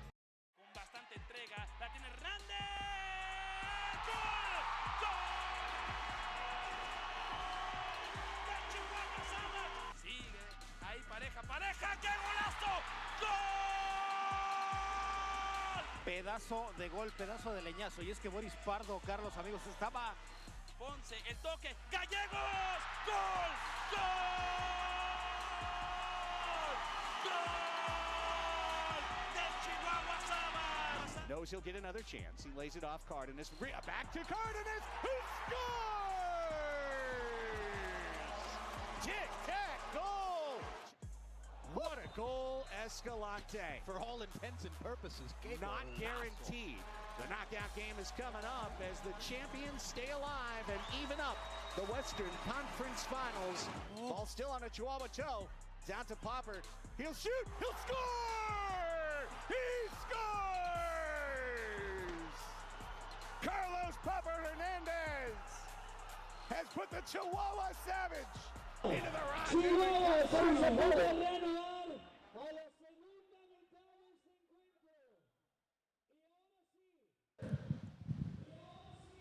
Welcome back. We are in our Calafino studios, Carlsbad, California. It is halftime, match 2 of the Ron Newman Cup Finals, and a 2-1 lead for the Chihuahua Savage, trying to close out the finals in a 2-0 sweep. Baltimore must win to force a knockout game that would follow this evening's action. Craig Elston, Nate Abarea, Tony Sanchez, your English language broadcast crew, simulcasting for you on Twitch as well as Sirius XM Radio. And Nate, looking back at this first half, in some ways very similar to last night. The scoreline the same, 2-1. The team in front different, Chihuahua instead of Baltimore, but a probing situation where these teams, when they have their full athleticism, their full legs, their full fitness, they're able to put 5 behind the ball, defend on this pinball field. The real question will be in the second half, when legs start to tire, when minds start to tire, who's going to find the space to put the balls in the net? Well, it always comes down in these close games, in the clutch, in the postseason, in the championship moments that we love so much. It always comes down to, for me, usually 2 things, either moments of brilliance or mistakes. And last night it was wild because the team that actually made kind of the 2 most recognizable mistakes of the game was the Chihuahua Savage. And they ended up bailing themselves out. They did enough to still get over the line and win the game. I feel like tonight, the team who makes more mistakes, whether it's 1 goal giveaway, 2 goal giveaway type of thing, is going to be the team who loses this game. I feel like the odds are going to stay true here tonight. So we'll see who brings not only the mistake-free soccer, but also maybe some of those virtuoso moments of brilliance. 1 shot on the pinball machine field down there at Corner Sport Arena could be the difference. So who wants to step up and be a hero tonight? We'll see how it plays out. Very easy to say Jorge Rios, the hero of the first half. Bold for prediction, Chihuahua. indeed. Yeah. Right, 2 goals, blocked a goal off the line, played brilliantly both ways. But let's mention Ivan Terry Munoz. He is not the starting goalkeeper for the Chihuahua Savage. He is a player that last year was in the background, never won a match as a keeper. This year, much better in the regular season, 6-3 record nonetheless. Berna is the leader of this team. He is the vocal, spiritual, defensive leader. He is the military man, El Sargento. He's the guy who gets you organized, the drill sergeant in the back. And I think Terry Munoz has been terrific tonight. He's been a worthwhile performer and somebody who had to fill in some big shoes. Those are big boots to fill. When you're talking about Berna Valdivinos, not only as a goalkeeper, but as a leader, as a captain of this team, as somebody who is a huge, huge component of strategy, of making sure that everybody on the team is on the same page. So to lose that, a big blow for the Savage tonight. But lo and behold, Munoz has been outstanding, and he has his team in the lead, having surrendered just the 1 goal in that first 30 minutes. We are back underway from Corner Sport Arena in Chihuahua, Mexico. 2-1, the Savage lead the Baltimore Blast. Chihuahua running left to right, dressed all in black, in red, as the shot is just wide from Chihuahua and knocked away from Vanzella. The Blast all in red. They are running right to left across your mind's eye. It is Romero for the Savage, trying to punch one into the attacking right corner. Run out by Baltimore's outstanding veteran defender, Nelson Santana. Back to the Savage, have a ball deflected. Arturo Valle has to run in, headed by Schindler toward net, headed by Baltimore back toward net, knocked out by Escalante. Top of the arc free kick coming for Baltimore. A defensive clearance against the Savage. Yeah, tough one there. Bouncing ball, kind of just bodies flying in, trying to defend for Chihuahua. And they end up giving away for Donatelli, who wants to shoot here. Donatelli creeping up, fakes a pass. He will enact the pass, and Moises Gonzalez has it knocked out of bounds. Moy asking for a deflection off Rios.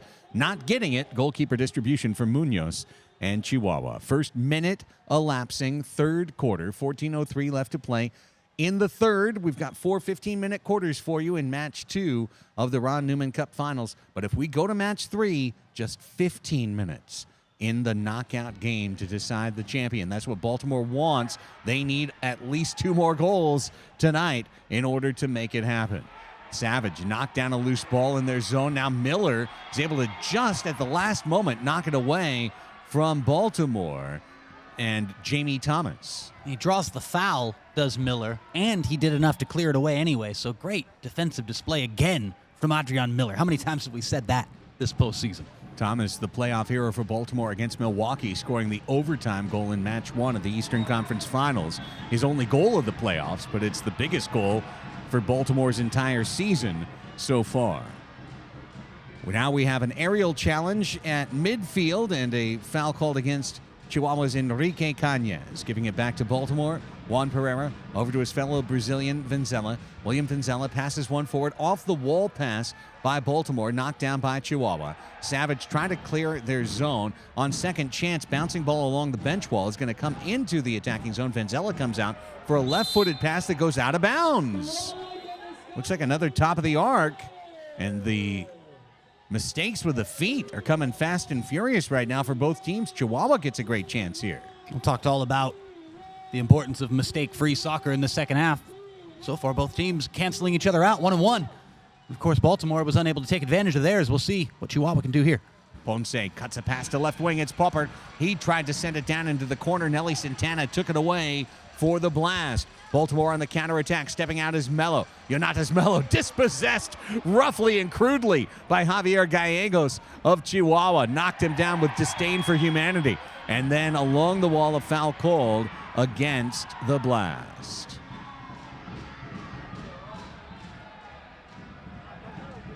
Want to say a big thanks to everybody at the Calafino Sublimit Lounge for allowing us to be here and to work late nights each of the last 2 nights. Thanks to Jacob Grooney, who runs the place, and everybody at Calafino from Cheeky Luna on down for their hospitality. 13:05 left in the third quarter. 2-1 Chihuahua with the lead. We're calling the match from America, the action from Chihuahua, as this ball bent out of bounds. Goalkeeper distribution for Venzela and the Blast coming up. Just north of the border.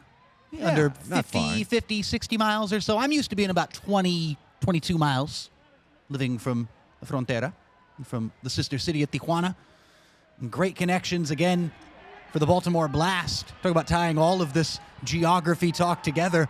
That three-peat, we talked about it in the opening. Every one of those championships came on Mexican soil. The clinching games came in Hermosillo, Sonora, or in Monterrey, Nuevo León. So if they could do it in Chihuahua tonight, what a story that would be. The fourth of 4 championships in Mexico, but Chihuahua could be the team to stop it. Right wing kick by the Blast off a restart, deflected out of play. Now a corner kick coming from the right corner for Baltimore to try and tie this match. Chihuahua should be the team to stop that run for the Baltimore Blast. They are the favorite. All that stuff we've talked about, they are the team who should be doing this tonight. Donatelli trying to punch one through to his teammate Roque. Got knocked down by the wall. Enrique Cañez able to lift it along the left wall. And Baltimore brings it back to their keeper, Venzela. Off of his toe, he'll lift one forward.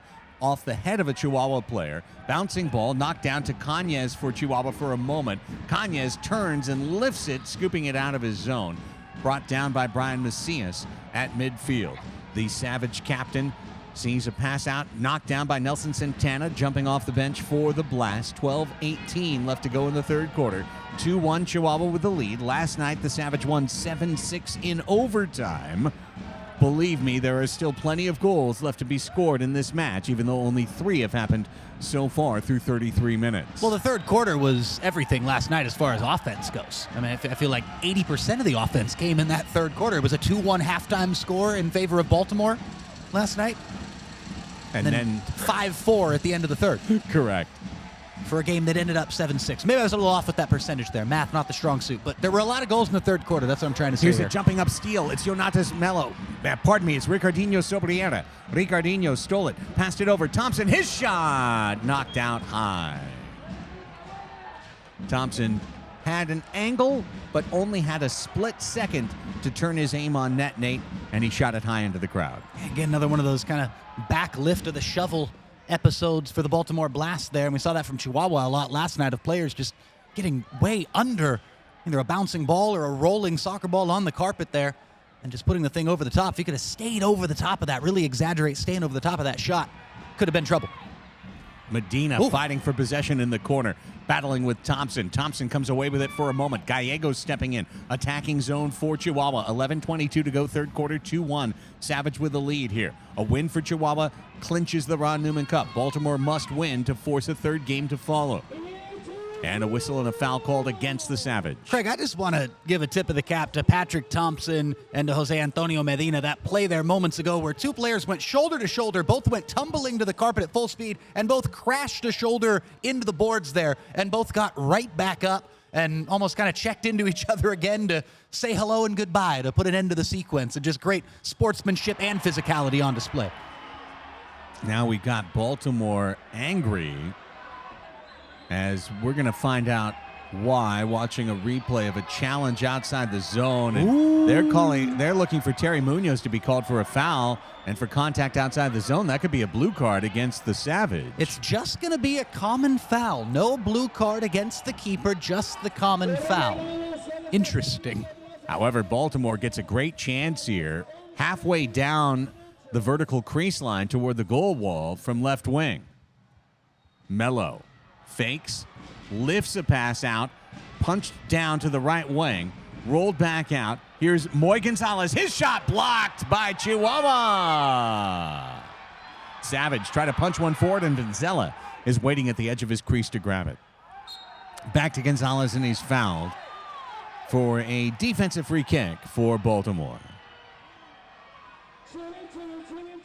Moy wasn't even looking for that one. Yeah, Vanzella and Moy not on the same page there. Dangerous moment there for the Blast. Still, neither team able to have a 2-goal lead here in the Ron Newman Cup Final Series. Love all the support for the MASL. Almost 1,000 folks watching the second broadcast here, the English language broadcast, and over double that watching the Mexican language broadcast. Outstanding stuff. Thanks for your support of the Major Arena Soccer League. Oh, Munoz, as I was doing the read, comes up with a scoop off the crossbar. May have gotten fingertips to it to push it up off the crossbar. Almost a big equalizing goal for Baltimore. Instead, here comes Chihuahua the other way. Back post attempt for Puentes was shot wide from right to left wing. It's down loose in the corner. Savage spit it back out to the middle. Rios, the hero, down to Valle. Shot saved by Vanzella, guarding his near post. Protecting his near post goalkeeper fundamentals on full display there from William Vanzella, saying, if you're going to beat me, you better go far post and make it a thing of beauty. That was not. He covered his near post and smothered it. We get another look at a brilliant try by Sobriera and an even better save by Munoz. That was a great second look that we got there on the replay. The huge save from Munoz to push that off the bar and keep Chihuahua narrowly ahead in this final. Ivan Terry Munoz is having, so far, a signature game, a career-type defining game. Better than Berna? Can he keep it up? I mean, all you got to be, about being better than Berna. You're not going to just build a career like Berna's overnight, but you could be better than Berna for one night, and that's good enough. Or as good as Berna for one night, and that's also good enough. 35 minutes complete in match 2 of the Ron Newman Cup Finals. 9:50 on a running clock, third quarter. We've got a foul called on Baltimore as a man downed, Gallegos for Chihuahua.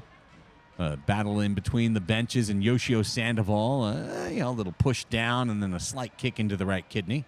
I love to see the players helping each other up and no real arguments going on after the fact. And there could be arguments and nastiness and 4, 5, 6 languages out there. Instead, it's been nothing but camaraderie and friendship in all the languages. Baltimore just made a big mistake, a casual defensive clearance delay of game call. Here's a top-of-the-arc chance for Chihuahua to try and build on their 2-1 lead. 9:38 third quarter. Escalante puts his left foot into it. Kick save, Vanzella. Saw it late. Saw it very, very late. It went through the wall low, and then Vanzella went down and made the kick save.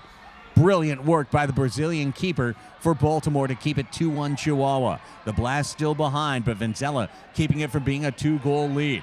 Here's Chihuahua digging out a loose ball. Up the middle, here's a foul called, and a free kick from up the middle coming against the Blast as Gallegos draws the foul, trying for a blue card against Melo. It's not a hard enough foul. I think a common foul is the right call. I don't want to get carried away and say, somebody's going to have to draw blood here to get a blue card drawn by one of the officials, but it does feel like they are being a little bit more lenient with the contact and especially with the cards, calling the right fouls, but not penalizing these teams unnecessarily. This is essentially a top-of-the-arc chance. Ponce brought it down low, and Vanzella made the save. And Craig, he fell. He was kind of off balance there and fell, and then was able to still kind of keep himself upright just enough to make the save. Denying Puentes. Ball headed back to the Savage keeper, Munoz. He wings one forward. Puentes brought it down beautifully. Back post goal! For the first time in the Ron Newman Cup Finals, a 2-goal lead. It's to the host Savage, and it's thanks to a brilliant bring down by Puentes, and the goal scored in front. Man, we joke sometimes about goalkeepers when they get the throw on, when they really get to wing one. That was Munoz putting it on the dime on the right foot of Hugo Puentes, who was streaking up the line. I mean, that was literally an NFL classic fly pattern up the right sideline, and he put it right where it needed to be. And what a first touch, as you spotlighted, rightfully so, from Puentes to bring it down, and then the goal eventually from Diaz on the rebound. But that whole play was built by the goalkeeper and by the leader, Hugo Puentes, up top. And Diaz gets his name in lights here in Game 2. How about it? First 2-goal lead. Puentes has 2 assists, and that one was a, as you like to say, fang of beauty. I can't get over the throw. Yeah, I can't get over the Peyton Manning-esque throw there from Munoz up the right sideline, up the right boards. And the way that Puentes brought that down, it was like he was catching the ball with his foot in full motion. But look out here as Munoz is out in no man's land. Munoz is way outside. Had to run back. He was on safari with the Lions and the Tigers out there. Almost to midfield, just scrapping with it, getting a little Rene Higuita, Jorge Campos action going. That was dangerous and quite unnecessary, but I'll tell you what, quite entertaining as well. Blast trying to dig one out of their zone, now down by 2. Time against them, but still plenty of time. 7:45 in the third quarter. Ball knocked out of bounds, and the Blast were crying for top of the arc here. What we have reached is the media timeout. 7:39 is where the clock stops on our score bug. Third quarter action, 3-1. Chihuahua leads Miguel Angel Diaz with the goal to put the Savage up by 2. And, Nate, what's so impressive to me so far this evening is the composure of both of these teams. This is nervy stuff. And every time you feel like it's going to hit that boiling point, that a championship, a semifinal, any sort of playoff encounter in any sport, especially when teams are playing each other more than one time. I don't care if you're talking a 7-game series or a home and home in the soccer world. Anytime teams have to see and play each other more than once in the course of a week or two, let alone on back-to-back nights in the same arena, you feel like tempers are always going to flare. And knock on wood, so far, there's been nothing but great sportsmanship on display, and I really hope nobody thinks I'm exaggerating this, because I talked about it last night as being kind of pleasantly surprised by it. I was cracking a joke about it during the first half, and then it was the fourth quarter. It was overtime. I was watching players go into stiff challenges and help each other up, and people saying, hey, good job, good work, all right, I'm going to try to beat you fair and square. Long may it continue. Again, every time I think it's going to stop, the composure takes over for both of these teams. And Baltimore is still within a puncher's chance. They are still within this game. Next goal, absolutely massive. This is beyond next goal's huge territory. Next goal is Baltimore season over if it's scored for Chihuahua. I'll say that much. I don't think that Baltimore couldn't score 4 goals, but there's also a load of time left in this game. A 3-goal lead. Chihuahua are probably going to score again. Next goal, massive as far as momentum goes. And a ball off the restart rolled into the top of the crease for Baltimore, knocked away on some diagonal passing by the Blast. And now we've got a whistle and a foul called against Baltimore. Going back the other way, Moy Gonzalez on pressure. 3-1 Chihuahua with the lead. Don't know if I co-sign next goal wins it for Chihuahua, but next goal is huge. I will definitely sign that contract. 7:24 left in this third quarter. Ball lifted off the chest of a Chihuahua player, knocked down toward Venzella, who had to grab it out of a scramble. Venzella puts the ball to himself, walks across the line, and tiptoes one forward for Moy Gonzalez. Double teamed in the corner, brought it back out, looking for Santana. It's the other way. It's Macias tiptoeing a pass on left wing. Cañas still alive. Sends one off the corner glass, knocked out of bounds, deflected off a Baltimore player. Corner kick coming for the Savage. Chance to build on their lead for the home team as they get to pile a few bodies forward. We're talking about Tijuana and San Diego making its presence known here tonight. Quick shot, knocked away. That's Santana right in the middle. Led Baltimore with 41 blocked shots in the regular season, and he came into tonight with 16. I've seen you dancing to La Chona before. Little Los Tucanes de Tijuana there. Absolutely. The music has been on point, always on point at Pechanga Arena, San Diego, on point tonight at Corner Sport Arena in Chihuahua. Shout out to all the DJs around the Major Arena Soccer League. Curling pass off the restart, knocked down by Patrick Thompson for Baltimore. Thompson trying to bring it along the bench wall, but Chihuahua takes it away. Back to their keeper, Terry Munoz. 6:45 to play in the third quarter. A 3-1 lead in front of a raucous crowd at Corner Sport Arena. You hear them from Chihuahua, Mexico. Roberto Escalante under pressure. Thompson also with man pressure up the zone. Ball is sent forward for Chihuahua. It is Javier Gallegos still with it between two players. Put it into the middle. Knocked away by a Blast defender in front. Baltimore trying to counter with Thompson. Thompson coming forward with Ricardinho. Back to Ricardinho on a wall pass, and the ball just eluded him, and Baltimore keeps it with 6:12 left to go in the third. And Schindler was it just barreling in and keeping the ball for his team, doing everything he could. It's tough to see who that was. A couple of Baltimore players coming out, really seeming to get their first playing time all night. Haven't seen too much from Hughes here this evening. He was out there for a second. Here's Lucas Roque. You'll see him all the time. The number 8, the Brazilian, the futsal specialist for Baltimore. We've certainly seen a lot of him. With under 6 to go in the third, and Chihuahua now leading by 2. It's Roque across the attacking line, crossing a pass from left to right wing. It's brought back through his defenders.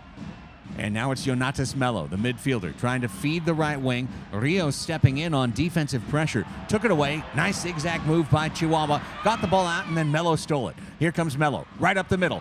4 men around him. Slide tackle of the ball. Melo went scrambling, and the ball pinballed back to Munoz off his own defender. All ball. Melo had a half a complaint, and then he got on with life because I think he realized that was nothing but great defending from Chihuahua. Again, last ditch on a slide, an all-or-nothing challenge, and he got all. He got all ball. 5:08 to play in the third. A hopping ball for Adrian Miller, and he cleaned out Melo, or did Melo do some nice embellishment on that? I don't think so. I think it was the prior. I think that was a foul and not a whole lot of embellishment. Everybody back up to their feet and moving on with things and playing the game. It's good to see from everybody. This one scooped to the edge of the crease of Chihuahua, stepping in. Donatelli, his shot just wide. That was close. It went wider than I thought initially there, but still just the chance was there for a goal for Baltimore. Schindler kept alive, and Baltimore still has it. Donatelli again off the wall, looking for Schindler. Tiptoe pass. Oh, Santana missed it. He had an open look at a third of the net, and he shanked it wide left. Just hooked it. Completely hooked it in the end. Schindler and the Blast still with it. Under 5 to go in the third quarter. Only 1 goal in this quarter, and it's to the Chihuahua Savage to build their lead up to 3-1. The opposite of last night's third quarter. Here comes Donatelli in the corner, greeted by a double team for Baltimore. Donatelli got loose to Roque. Point blank save. Munoz. Save of the match. Save of the match right there. Roque open in the middle. And it's wild. It's not one where he's diving. He's actually staying on his feet, scampering back to his right, lateral movement on his goal line. Again, goalkeeping fundamentals on full display, and does enough as a 5'9" frame to be big enough and get that right leg out, and with the right boot, stops it on the line as it's about to go in for the second Baltimore goal of the night and keeps it a 2-goal lead for the hosts. My goodness, what a stop by Munoz. Ivan Terry Munoz is writing a championship storybook type tale tonight as we reach the media timeout. 3-1, Savage leading the Blast. 4:20 left in the third quarter. The 2-goal lead, and Munoz right there showing you that he is the future of the Chihuahua Savage. Every time I write this scorecard out, I note the 38-year-old Berna Valdivinos from Mexico City, the 29-year-old from Mexico City, Ivan Terry Munoz. Berna is the present, Munoz is the future, and tonight Munoz is the present as well. Yeah, the whole sporting world, and as well as the state of California, has a baseball eye on Mexico City here this weekend with the Giants taking on the Padres down in Ciudad de Mexico. But shout out to the great goalkeeping lineage of Mexico City. Back to the beautiful game, going to the traditional outdoor football and histories of the Mexican national team. And I love just hearing the MASL, the great ties to Mexico City as far as goalkeeping goes, and Chihuahua up in the north of the country going to keep employing Mexican City goalkeepers in order to win championships. I guess that's the recipe, and I love that 2 goalkeepers are going to have to get it done for this team. I mean, it's going to be a collaborative effort between Berna Valdivinos and Munoz tonight if they're going to win it. And you don't see that every day in any sport. You know, that's like a quarterback starting the game, right, and a backup finishing it, and they both made meaningful contributions. Back to the Blast, down 3-1, 4 minutes to play in the third quarter. Venzella's pass out was stolen by Chihuahua just outside of the zone. Defense is back, and a rolling pass out to Pilo, Arturo Valle. To front and center, Roberto Escalante. Valle on right wing. Sends one into the attacking right corner. Puentes is down there. The target forward, the number 9. He plays it back to Escalante. With a big left foot, Escalante has no room to shoot. Sends it along the wall. Back to Enrique Cañas now, front and center. 3.5 to go in the third quarter. Escalante's been a much safer player tonight, I feel like. He took a few more risks in game 1. He's been a lot more of a fundamental center back, if you will, tonight. He's just been a strong defender. Not really driving forward as much as we're accustomed to seeing him, as much as we saw him in that series against San Diego, and very much as we saw him last night trying to drive forward and get shots off on that left foot. Drop ball, our 4th of the series, and that one is knocked down. Chihuahua's got it. I love a drop ball. I'm ready to just have one right here with you. Let's go. Yeah, I love a balk in baseball. I love a drop ball in indoor soccer. Certain quirks that I deeply enjoy in sports and life. Stepping over, it's Ponce. Eric Yon Ponce. Yon. Here's Yon. Here's Yon. Yon with a fake. Sends it out to the middle. 3:02 left in the third quarter. Chihuahua, one more goal would put them in firm control of this one. Flacco trying to turn on it. Back to net. Sends it out to the middle and Escalante. Escalante over to the left wall now. Midfield. Creeping forward is Yon once again. Eric Ponce. They call him Yon, wearing the number 10. Sends it across. And a bouncing ball back and settled by Pilo. Here's Arturo Valle. 2:38 left in the third quarter. Chihuahua with the ball, with control, possession, and a 2-goal lead. Everything working for the host Savage, trying to clinch their first championship in the history of their franchise. This ball lifted into the attacking corner, knocked down, headed into the corner, shoveled by Valle. Can't get it through his defender. Right on him is Sobriera. Now Valle turns. He shoots it wide. Rebound knocked down. Gallegos trying to get it away from Moy Gonzalez. Cañas got a toe on it with 2:12 left in the third quarter. Lifted back into the Chihuahua defensive zone and run down there by the Savage. It is sent forward again. Chihuahua pressing for more. Cañas in the left corner. Cañas battled. Blocked off by Schindler. Double team greets him. He is knocked down. The whistle sounds. The foul is called against Chihuahua. 1:50, third quarter. Baltimore kicks out of their own zone, trailing 3-1. Can the Blast find some offense? Nothing doing all night, really. Miller takes it away from Roque just outside the attacking zone. Looped forward. I say all night as the foul sees Pereira go to the floor here. An aerial, a clash of bodies. A bit of a high elbow there, a dash of a high elbow there from Gallegos. I don't think a blue card's going to come out. It's just a common foul. Pereira's a little bit upset about that, but he's back to his feet and okay. But again, I say nothing doing all night. It was, of course, Baltimore who jumped out to a 1-0 lead in this game. And Melo back in the first quarter, putting his name up in lights and putting his team ahead. But that was it. That's the only goal they've scored. And that was, 5.5 minutes into the first quarter? Here's Baltimore rushing in on right wing, crashing into the corner. Ball taken away by Chihuahua. Savage get a roar out of their crowd as they lift it out to Medina. And Baltimore extends their pressure. They're showing man pressure up and down the field now. A change and a foul called against Chihuahua at midfield as a Baltimore player went tumbling. It was 9.5 minutes into the first quarter, by the way. Just trying to piece this all together. And so I'm going to now do the math to figure out how long it's been since they've scored. It's been a minute.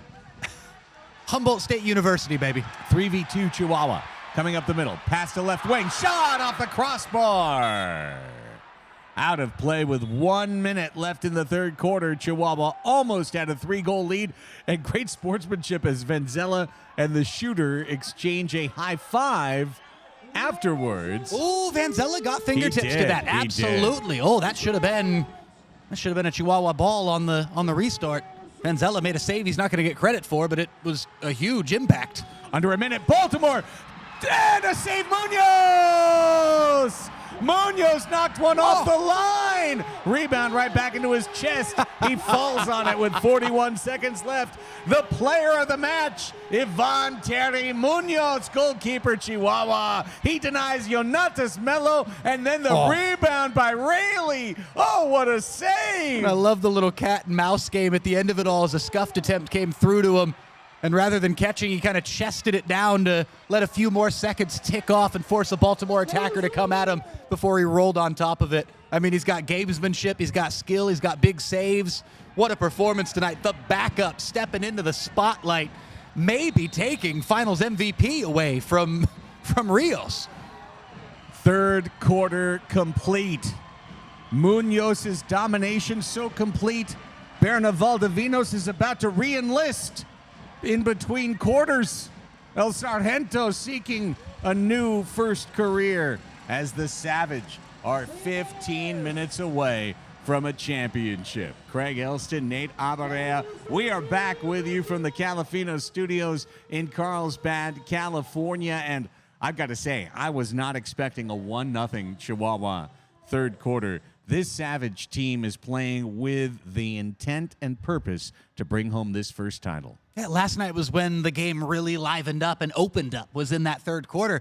That third quarter was as tight and kind of nervy and rocky, bumpy kind of ride as we've had all finals. So certainly not what we were expecting, especially based on what we had just 24 hours ago. But the way it played out very much ends up benefiting the Chihuahua Savage. And they have one man to thank for the way that quarter in the end of it played out, and that is Ivan Terry Munoz. I mean, this has been as good of a goalkeeping performance as we've seen, I feel like, in the entire Ron Newman Cup playoffs across the league, from a backup goalkeeper who probably last night did not think he'd be seeing the field, who thought your veteran, your 38-year-old leader and beloved sergeant is out there manning things between the pipes for the Chihuahua Savage. And lo and behold, here you are under the lights with a chance to help your team win a championship, and you are most definitely doing so. You got to be feeling yourself a little bit going into that fourth quarter. Take a deep breath or two. Know that you're 15 minutes away from being a hero. And I mean, we talk about finals MVP and how Rios was just running away with it. He was the first, second, and third pick for finals MVP. That conversation has changed in the last hour. Yeah. You know, I mean, this is really a goalkeeping performance that has changed that conversation. And you have to think about the importance now. Nate said it earlier in the match. I'm now going to sign the contract. If Chihuahua scores the next goal, Baltimore's in big trouble. How will the Blast find 4 goals? As we see Commissioner Keith Tozer and John Raymond from the MASL front office enjoying taking in the sights from the luxury boxes. We could have been there, Nate. Go on, John. All they had to do was spring us for a $3,000 plane ticket. Go on, John. Appreciate everyone in the chat tonight as well. John has great music taste, by the way. Everybody in the chat, I know, has appreciated the music all season long, going back to a lot of the reggae conversations during San Diego Soccer's broadcast, a lot of norteñas and cumbias conversations. John Raymond, one of the most underrated music aficionados that I know. He deserves higher praise, not only for his arena soccer management skills, but for his musical taste. Chihuahua has scored 1 goal in every quarter. Baltimore has only scored 1 in the first. And the fourth quarter is underway. And House of Pain invites you to jump around as we get it going. Kia Depina, Shane Butler, our officials, Craig Elston, Nate Abrea, your English language announcers, simulcasting on Sirius XMFC and Twitch as this ball is headed away from the Chihuahua bench and knocked toward midfield. An aerial challenge. Schindler now down to the chest of a Savage player. And chipped forward. That's Puentes. Puentes shoots off the wall. Rebound. Trying for the bicicleta in the middle of the field was Rios, looking for the hat trick in pure glory. Almost more of a scorpion kind of attempt there from Rios. Very, very unorthodox. He was kind of trying to contort the body at the last there as the thing came ricocheting off. Going for a classic Wallace Scora for any of you fans of arena soccer terminology. It would have been a spectacular Wallace Scora, but couldn't make contact in the end of it. Chihuahua plotting a free kick from left wing. Put in the middle and scored!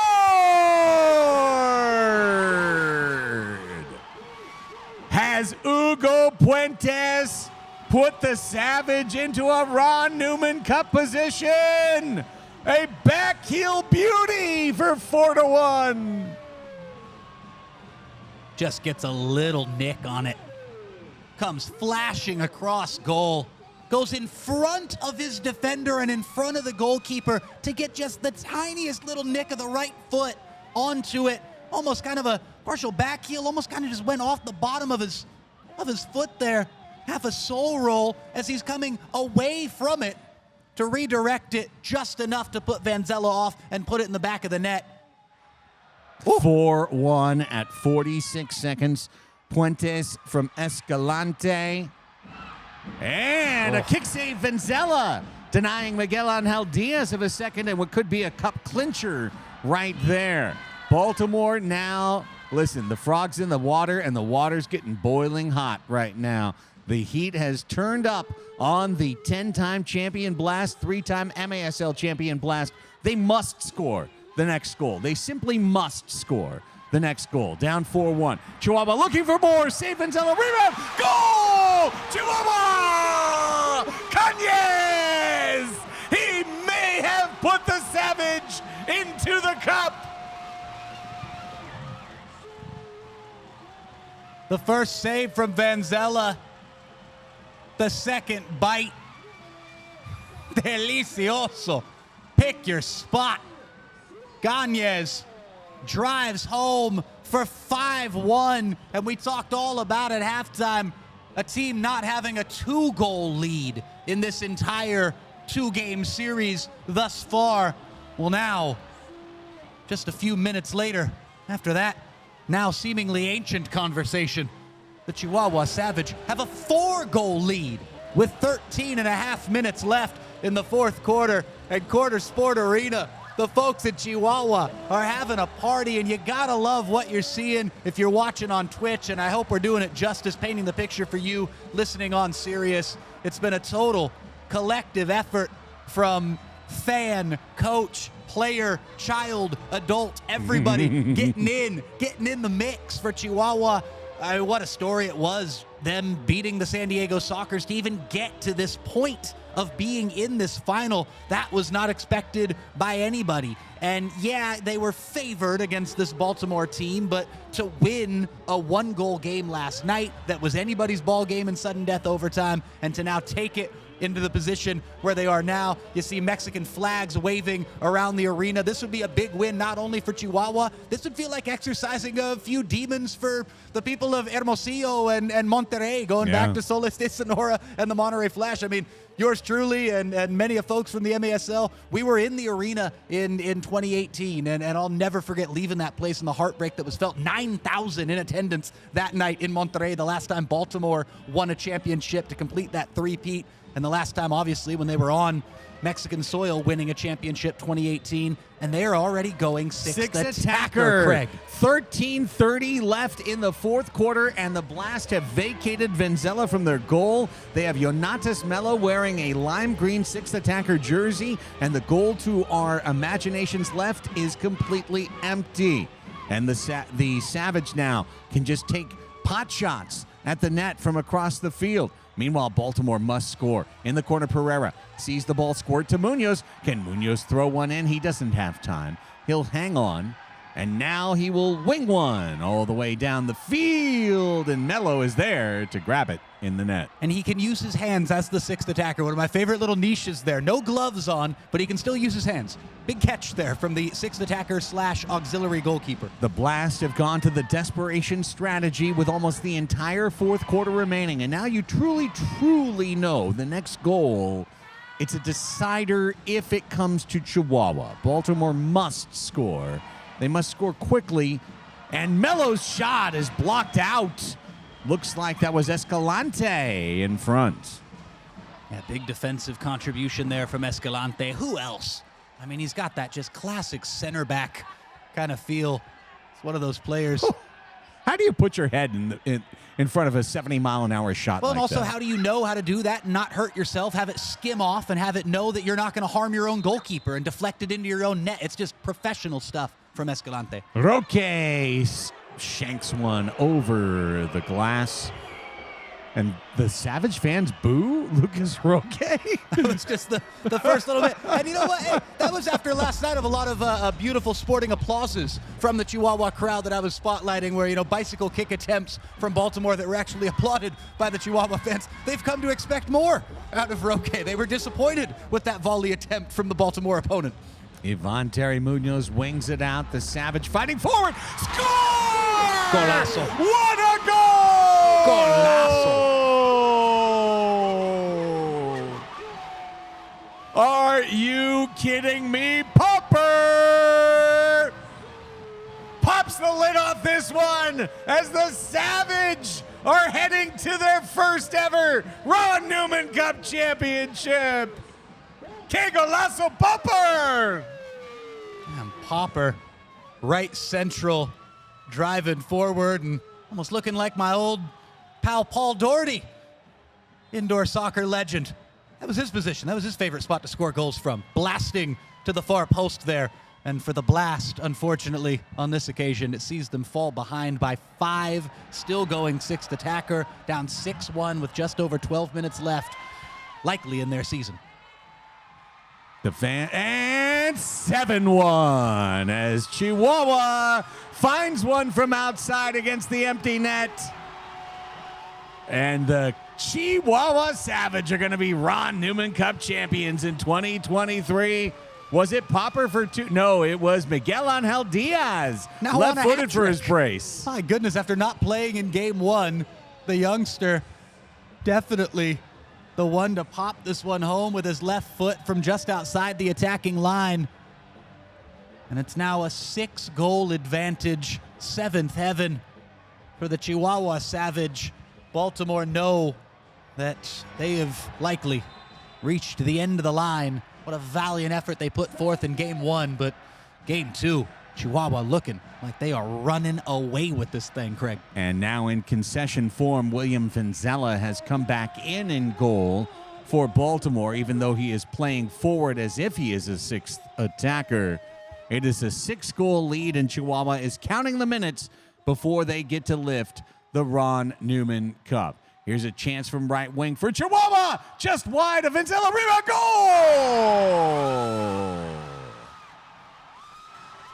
Pareja has his hat trick. Jorge Rios has made it 8-1. Well, the competitive phase of this game might be good and gone. It certainly is good and gone, as it's now 8-1 to Chihuahua. They are surely going to be the 2023 Major Arena Soccer League champions. But I will tell you, if we're looking for storylines of what that goal just did, rather than focusing on taking a 6-goal lead to 7, I think that solidified Rios as the Finals MVP. Yeah, I think yeah. that put to rest the great claim that was made by Ivan Terry Munoz with his brilliant goalkeeping performance. I don't think you can take Finals MVP away from a guy who scores hat tricks in both legs of a final, it's over. including the golden goal to complete the first hat trick in Game 1. Pareja with one of the greatest finals performances that I've seen in my 7 years of covering this league rather diligently and religiously and following this thing and studying all the great old nostalgia going back to the MISL in the 80s and into the 90s. This is two of the greatest performances, I got to say, as far as one game in goal from Munoz, but to score a hat trick in back-to-back contests and win a championship, I mean, that's got to take the cake. I'm racking the brain, going back to every final I've been a part of that we've been watching together. I'm thinking, Rios is the guy. Rios, he is him. Yeah, he is him. Dominant performance. Blast have seen their season crumble in the second half here. This is literally 8 goals unanswered for Chihuahua in this match to make it 8-1. All the credit for Baltimore Road Warriors in the Eastern Conference Finals, and here very much had the chance to win match 1, had the ball on their toe, had opportunities. However, tonight it's all Chihuahua in the second half. It is a 5-0 fourth quarter, and let's just say the 6th attacker strategy, well, maybe better next year, because it was 4-0, 4 goals in the span of under 2 minutes for Chihuahua. Here's a chance to the back post. Venzela rescues a 9th. 4 goals in under 2 minutes, and even with my Humboldt State education, I was able to figure out that it has now been almost 40 minutes of this game since Baltimore scored a goal. So one team has the capability to score 4 in 2 minutes, and the other has not scored in 40. Well, I think this does put some cement to some of the commentary I saw yesterday from some East Coast fans who said, clearly these are the 2 best teams in the league, trying to throw shade at the San Diego Sockers. You and I said, and Tony and I said last Tuesday at match 1, that the Western Conference Final was the final of this league, that whomever won the West would win the championship. The West was definitively better than the East all year by about a 3-1 margin in terms of head-to-head competition. And tonight, Chihuahua truly proves they were barely better than San Diego. They are much better than Baltimore. Well, Baltimore coulda, shoulda, woulda won Game 1, and that's the thing that they'll come back to, where this could have been oh so different tonight. I mean, maybe Munoz doesn't have the magic in goal if they're talking about a team, a backup goalie having to come in for a home team who's down 1-0. It really all comes back to Game 1. For me, when we're talking about recapping this final, and the devil's advocate in that conversation is, if the bounce went their way and they scored the golden goal, this could have been a majorly different story tonight. As Sobriera shoots and it's blocked by Escalante. Well, for example, Baltimore won match 1 of their first round series against Florida, lost match 2 14-1, and then came back to win the knockout game. So if Baltimore was winning, if they had won Game 1, it wouldn't matter what Chihuahua's score is here. Right. It would be a matter of tiring them out to get to the knockout game. Literally what the Blast did on their home floor tonight. Or what the Savage kind of did against the Sockers. Correct. No, correct. In the Western Conference It's semifinal. a winning strategy, but what we're going to see here, Nate, and this should be truly a note for the great leaders of the MASL, Keith Tozer, who is there in-house, as this shot by Baltimore blocked by Romero. Rebound, goal, Blast. Baltimore gets one back. they're not in a mood to celebrate anymore as Roque scores to make it 8-2. There's your first goal in over 40 minutes of Game 2 of the Ron Newman Cup Final in 2023 for the Baltimore Blast. And it's a good low drive to the far post. Nothing that even the superhuman tonight, Ivan Terry Munoz, could do about it. Pick your spot, Roque. He does so. 8-2. Nonetheless, and speaking of the great leadership of the MASL, Shep Messing, JP Delacamera, Keith Tozer, so excited with the progress of this league in their second season of leadership. Popper, zigzag run through the middle. He was dispossessed by Baltimore with 8.5 to go in the fourth quarter, and Chihuahua in firm control, leading 8-2. So excited. They've got Guadalajara coming into the league next year, a 15th team. There is a 16th team soon to be announced by the MASL that's been plotting for years. If you've been paying attention, you might know. Has something to do with sin, with cities. Nonetheless. The Oakland A's? Yeah, exactly. Here's Chihuahua outside, holding the ball with 8:04 to go in a match that they are dominating 8-2 to win the championship. The excitement for where this league is headed is palpable, and I think Guadalajara coming in is great. I'd like to see Solis, and I've heard rumors Solis could come back. Let's have a Mexico division. Let's have Monterrey and Chihuahua and Guadalajara and Hermosillo all together in a division to drive the excitement in Mexico of this sport as we get to the officials' timeout in the fourth quarter. Yeah, definitely a fan of Guadalajara coming into this league. I mean, what a city, what a culture, what a great football lineage. Obviously, fans of Chivas and Atlas and so much great history in that city. Shout out to all the Leones fans. Shout out to everybody real deeply knowledgeable about the history of soccer in Jalisco. And I love to add fútbol rápido to the culture down there in Guadalajara. I, for one, can't wait to go down there next season and check out a game and see what it's going to be like, because that is a city that is just a major bonus to any league to get a place like Guadalajara involved, and would love to see Soles come back into the league. They're a team that was nothing but successful on the field. They were competing for championships. Some would say they were possibly robbed of a championship back in one of their efforts. Some would be right if they were to say that, but I carry on. The fact is, they belong in this league. They are a team that I miss, and I remember their management. I remember the team. I remember their fans. Great people who brought so much good to this league. So I'd love to see Guadalajara next year, and eventually would love to see Soles de Sonora and the people of Hermosillo get the MASL back. Rebound chipped away. Back to 6 attackers for Baltimore. They are not going to give up the ghost no matter what. Maybe now, as an empty net goal makes it 9-2 Chihuahua. The Savage champions 2023. I get that you got to throw caution to the wind That's sometimes. Diaz, hat trick.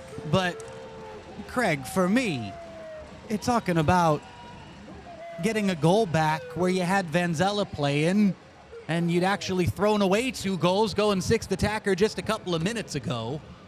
I don't know if I agree with that decision, but I'm not trying to question a coach's decision as he's down by 6 goals in a desperation situation.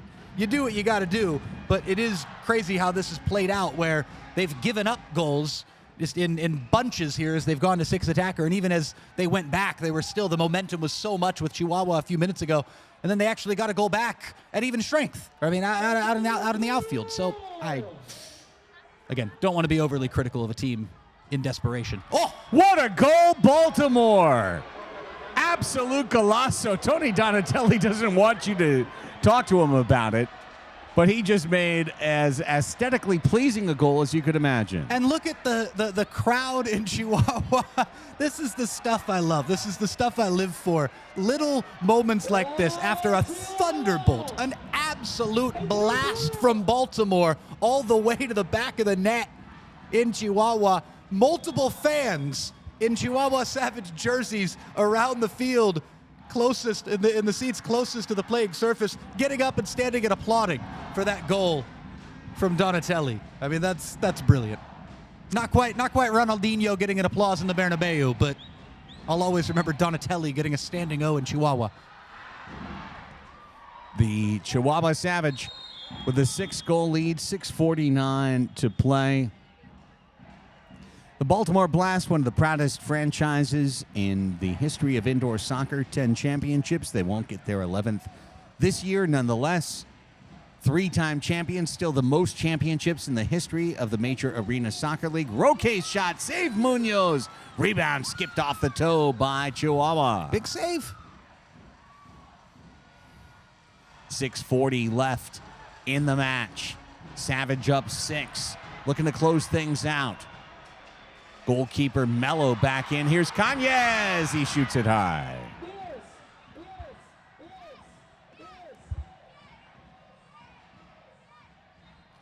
Well, I'm going to close the chat.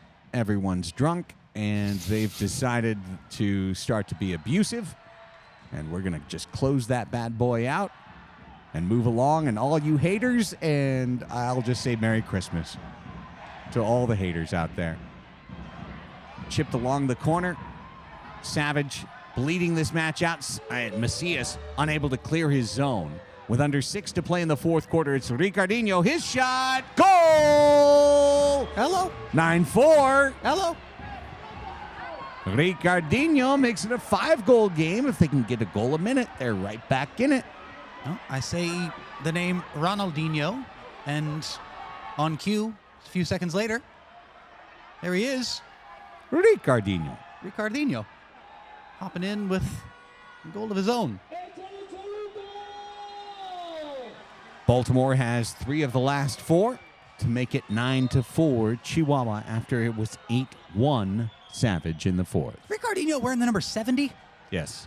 It's a narrow 7. It almost, maybe it's the Inho, in play. Maybe it's a Brazilian with Inho at the end of the name. I just want to see 10 on the back there. I almost feel like the 7 looked like a 1 there. Ricardinho Sobriera has been a great player in indoor soccer for the better part of a decade. He was a pain in the side of the San Diego Sockers with the Las Vegas Legends all the way back to 2013, 14, 15 when the Sockers beat them once and the Legends beat them twice in order to move out. And this great, proud Baltimore Blast team, which had to play the entire Eastern Conference Finals on the road, had to play these entire finals on the road, Blast fans will always wonder what might have been. If match 1 could have been at CQ Arena, if match 1 could have possibly gone to Baltimore, heading back to Mexico. Tonight, it will be solidified. Whoever won match 1 won in the Ron Newman Cup Finals this year. 7-0. The match 1 winner will win the series from quarterfinal to semifinal to final. Nonetheless, with 6 minutes left, Chihuahua will play this one out. Baltimore needs a miracle to try and get back into it. Vanzella is back in net. Oop. Closing the Twitch chat again. As drunk Blast fans accusing us of this, that, and the other thing. What did I do now?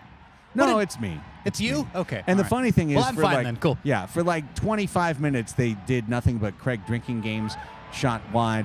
But now that their team is losing, now everyone is biased and uninformed and stupid and everything else. As long as they're blaming you, not me or Tony, Yeah. I'm fine. Tony, you're doing great. so far. I'm doing great, apparently. It's all Craig's fault. Could you please focus your attention 5.5. on Tony Sanchez? 5.5 left. And Fourth all quarter. Of his anti-Baltimore negativity? There's none. Last time I was in attendance for a Baltimore championship game, They won. Yeah, they won. I flew all the way to northern Mexico. I flew all the way to Congrats. Monterrey to watch a 4-3 win for the Baltimore Blast. Vanzella prancing around the turf and jumping off the glass as Baltimore took a 4-3 win at Arena Monterrey in front of over 9,000 fans. Hey, listen. Back in the spring of 2018. Emotions run high for fans, and I understand it. We have followed the San Diego Sockers where it's a championship or nothing. And when you lose a championship, it's tough. It's hard. But for the Blast fans, be proud of the team that you have and the effort that they provided. It wasn't enough to win the championship this year. Chihuahua's the champion. It's a matter of time. 6 attackers back in. Mello, down low, Roque, shooting, scoring. Hello. 9-5. Hello. 9-5. Hello, Baltimore. 8-1, a 4-1 run for the Blast. Good morning, Baltimore. Pleasure to Ruining- have you waking up with us now. That's 4 out of 5 and 3 in a row. I mean, within the realm of possibility at this rate, with my great math degrees, I can tell you if they keep up this rate of play, this is a thing. An impressive rally by the Blast to show that they were not going to give up on this match. How about those wacky sixth attacker situations, and now they're still going to stick with Vanzella here. I think that's the wise decision. I mean, they threw away a couple of goals with those kind of caution to the wind. We got to go for it. I feel like it was too early. Again, I don't want to second guess and get critical of any coaching on Baltimore. No. They're where they are. They're going to sixth attacker again. So again, there's my recap. We're done. Let's carry this thing out. 4:20 running clock. They're 4 goals down. Could they create some drama late on? You'd love to see it. You really would love to see it Absolutely. as a neutral watching this game. Hey, you know what? And we are both neutrals. As Moy Gonzalez shot saved by Munoz. Almost 9-6 right there. One more goal, and I will 100% change my tune. As Mello waiting for a rebound in his own zone. 4 minutes remaining in the championship. A 7-goal lead has been trimmed to 4. Roque crossing a pass on left wing. 6v5, empty net to the left. Mello sends it down into the corner. Mello gets it back from Roque. Yonatas Mello cuts a pass. Left wing. It's Pereira. Back to Mello. Mello stepping in. His shot back post just missed. Sobriera had the shot. Roque rebound. The remate is wide. Oh, the tap-in was there. The tap-in was on at the back post. That should have been 9-6. Oh, brilliant stuff from Baltimore. Bobby Hernandez run off by Jamie Thomas. 3:20 left in the fourth quarter.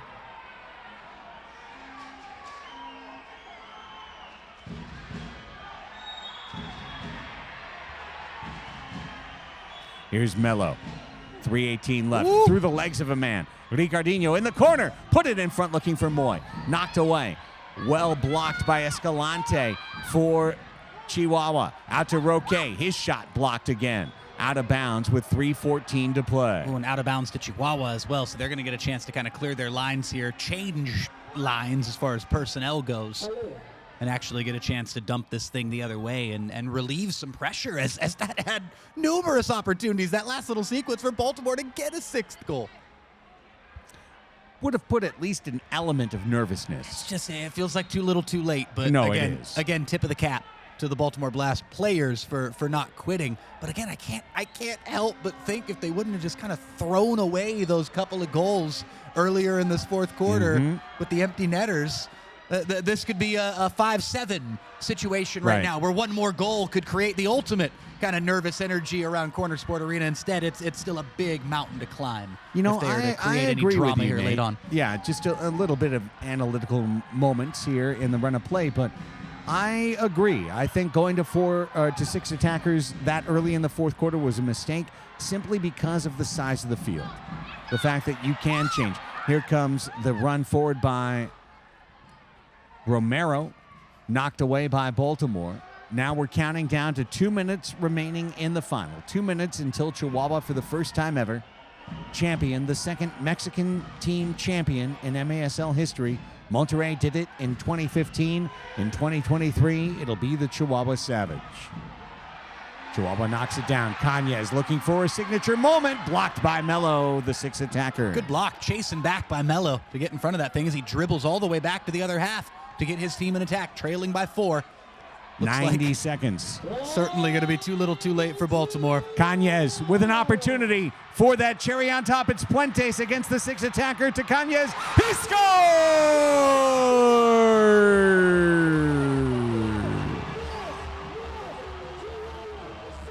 the Chihuahua Savage, champions of the Ron Newman Cup and the Major Arena Soccer League, 10-5 with 1:19 to play. In the words of the late, great Nipsey Hussle, double up. The Chihuahua Savage, 10-5, looking like it's going to be the final score in Game 2 of the Ron Newman Cup Finals as they make it a 2-game sweep of the Baltimore Blast. And as you said, the cherry on top, the icing on the cake. Pick your baked good analogy.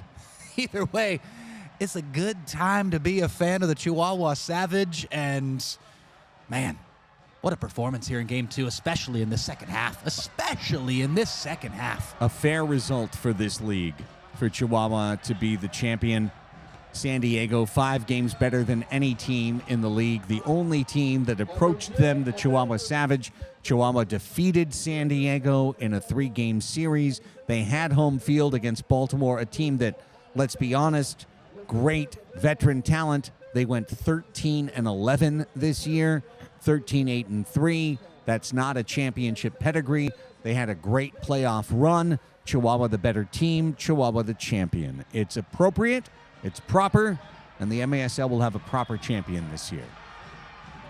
Baltimore has a chance to make it 10-6 with 1:04 to go. It's Mello, the 6th attacker. He'll cut one to the left wing. Donatelli scores, and it's 10-6. All right, well, so much for 10-5 being your final score. But 10-6 looks like it's going to be it, unless Baltimore can pull off the greatest miracle of all miracles and score 4 goals in the final minute here. At 14 minutes, that goal. Cosmetic, except for those who had, Baltimore +5?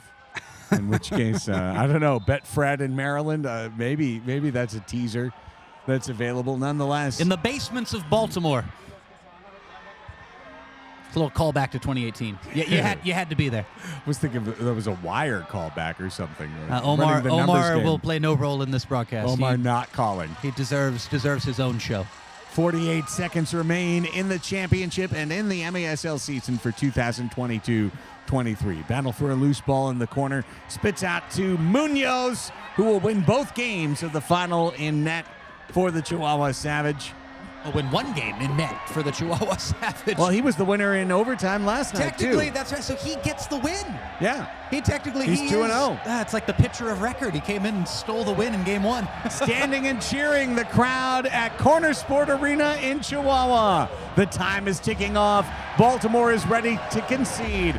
15 seconds remain. Listen to this Santana place. sends it forward. And now the countdown begins. Munoz wants to wing one into the goal. He misses wide and overthrows the net in his glee. And the time is over! The Chihuahua Savage are the 2023 Ron Newman Cup champions.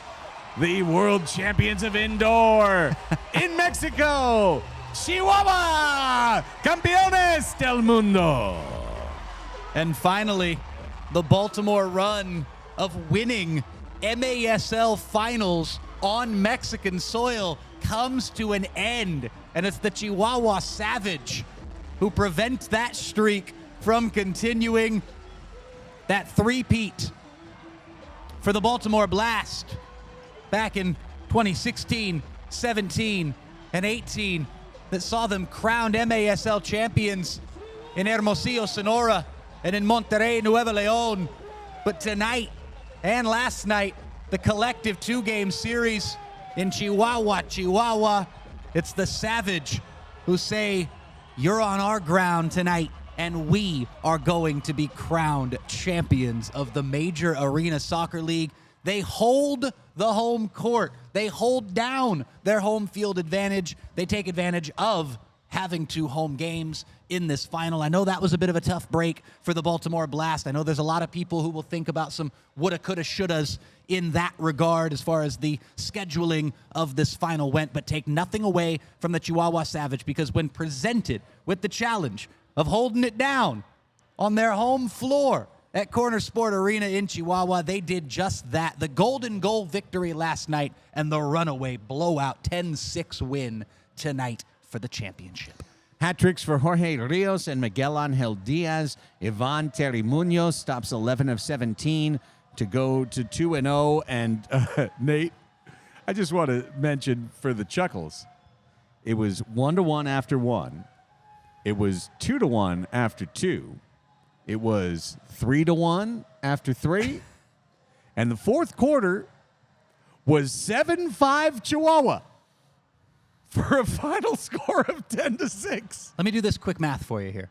So 4 goals collectively through the first 45 minutes of soccer in Game 2 of the Ron Newman Cup final, and a collective 12 in the final 15. Little 3X. There you go. Little 3X for the fourth quarter. Would you like to have 3 times more cumulative goals scored than the entire match?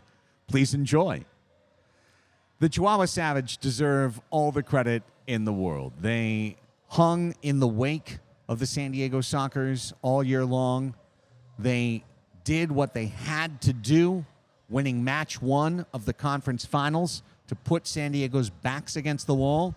They adopted a strategy that some would describe as cynical, to say Game 2, forget about it. We're only going to worry about the third match. But it was ultimately a championship decision by Everardo Sanchez, Edgar Chebo Martinez, Alan Dominguez, and the brain trust of the Chihuahua Savage, because Chihuahua won that 1-0 knockout overtime game to get to the finals. And then they were able to outlast Baltimore on their home floor, getting to play at home twice. And now the Savage are the champions of the MASL, the 9th season of the Major Arena Soccer League, the 2nd Mexican champion, Monterrey in 2015, Chihuahua in 2023. Every little thing counts. Every little bit counts when it comes to a playoff run. I mean, when it comes to the concept of coaching being that little difference maker, when it comes to a backup goalkeeper being that little difference maker. But back to what you were spotlighting as far as the gambles, the downright poker playing gambles from the Chihuahua coaching staff. And major credit has to go to Everardo Sanchez for taking some risks, for taking a few, we're throwing the cards on the table, or if you want to take that analogy a step further, we're hiding our cards for a little bit here tonight, the way that they did in Game 2 of the semifinal series, and knowing that they had the knockout game to work with. Some risky strategies, and they paid off, Craig. An 8-goal run for Chihuahua. Baltimore scored the first goal of this match, Yonatas Melo, at 9:25 to make it 1-0, and then it was Rios, Diaz, Puentes, Zuart, Hernandez, Diaz, Rios to make it 8-1. Sounded like a beat you had going there. I like that. Yeah, I actually think the one they credited to Zuart should have gone to Cañez. Nonetheless, that's fine. If they'd like to fix that later, if Enrique's agent would like to call John Raymond, they can fix that up. Nonetheless, to get to 8-1, that put this match on ice.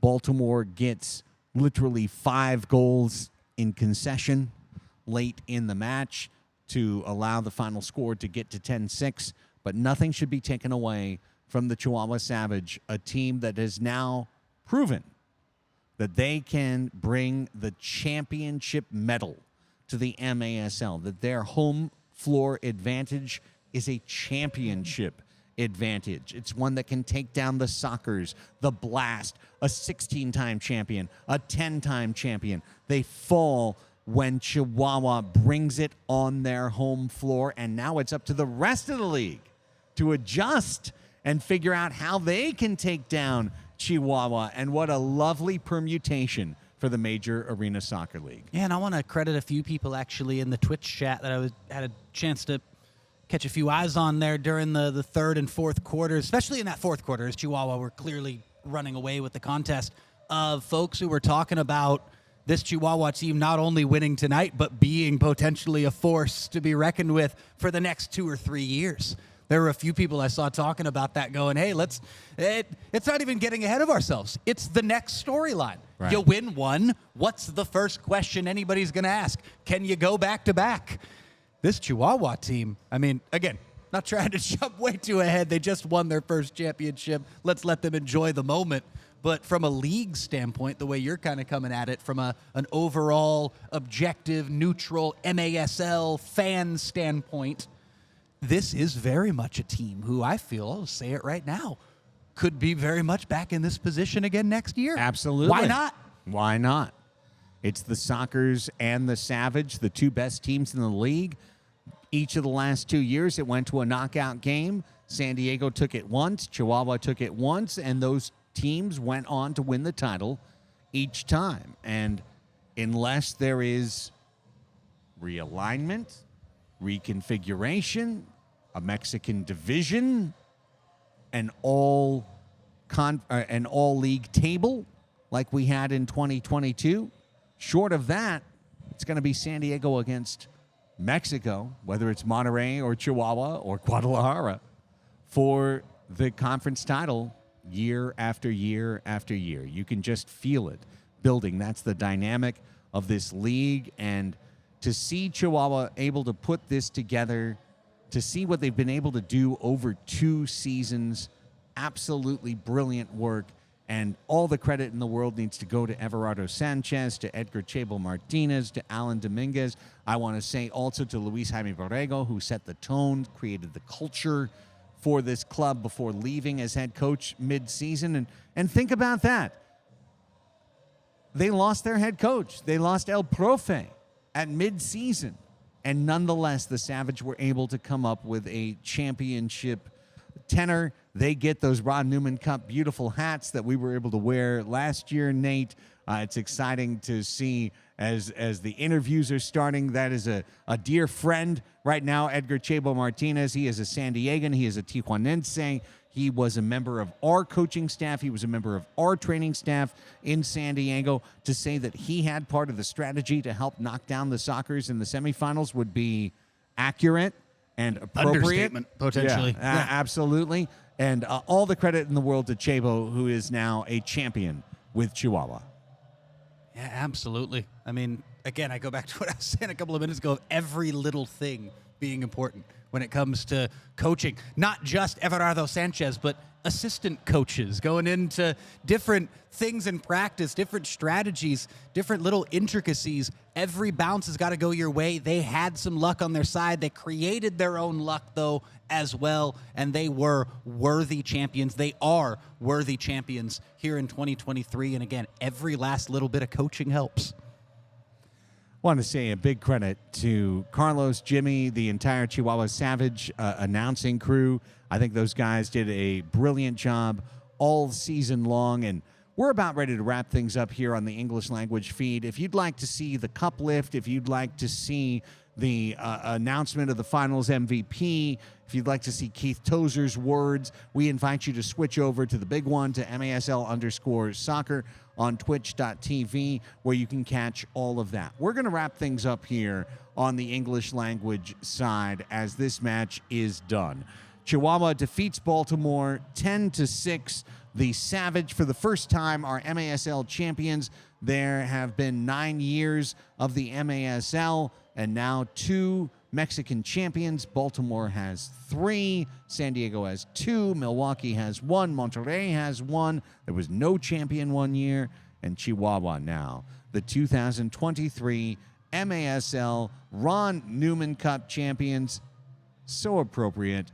So proud of this league. A great playoff from each of the play-in games, straight through each of the 7 championship series, and right to the final, Blast versus Savage, and it turns out it's Chihuahua, the champs this year. Yeah, and much love to the league, much love to fans of the sport, to you listening on Sirius Satellite Radio right now, to you watching along with us on Twitch all night and all season long and joining in on the chat. Even if you got a little bit out of line from time to time, we forgive you. The fact of the matter is, the Major Arena Soccer League is alive and well. Well, Craig might forgive you. I forgive you. He didn't say anything bad about me, so we're fine. Me and Tony are fine.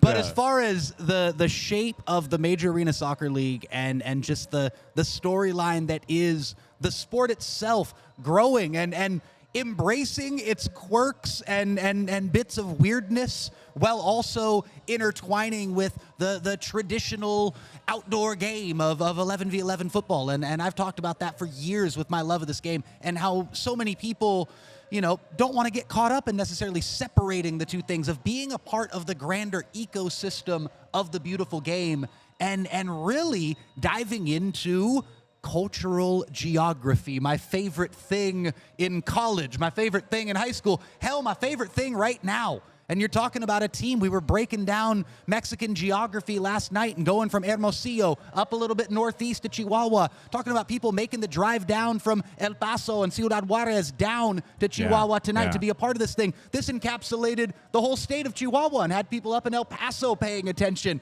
It spreads a little bit slower. You got to build it in a league like this. It doesn't just come easy with the glitz and glamour of a top sports league. This is something that has to be grown, where everybody who's a part of it has to care. Everybody has to have that little bit of evangelist, about them and keep telling a friend. And that's the last thing I want to say on the broadcast tonight to you listening on Sirius and to you watching on Twitch.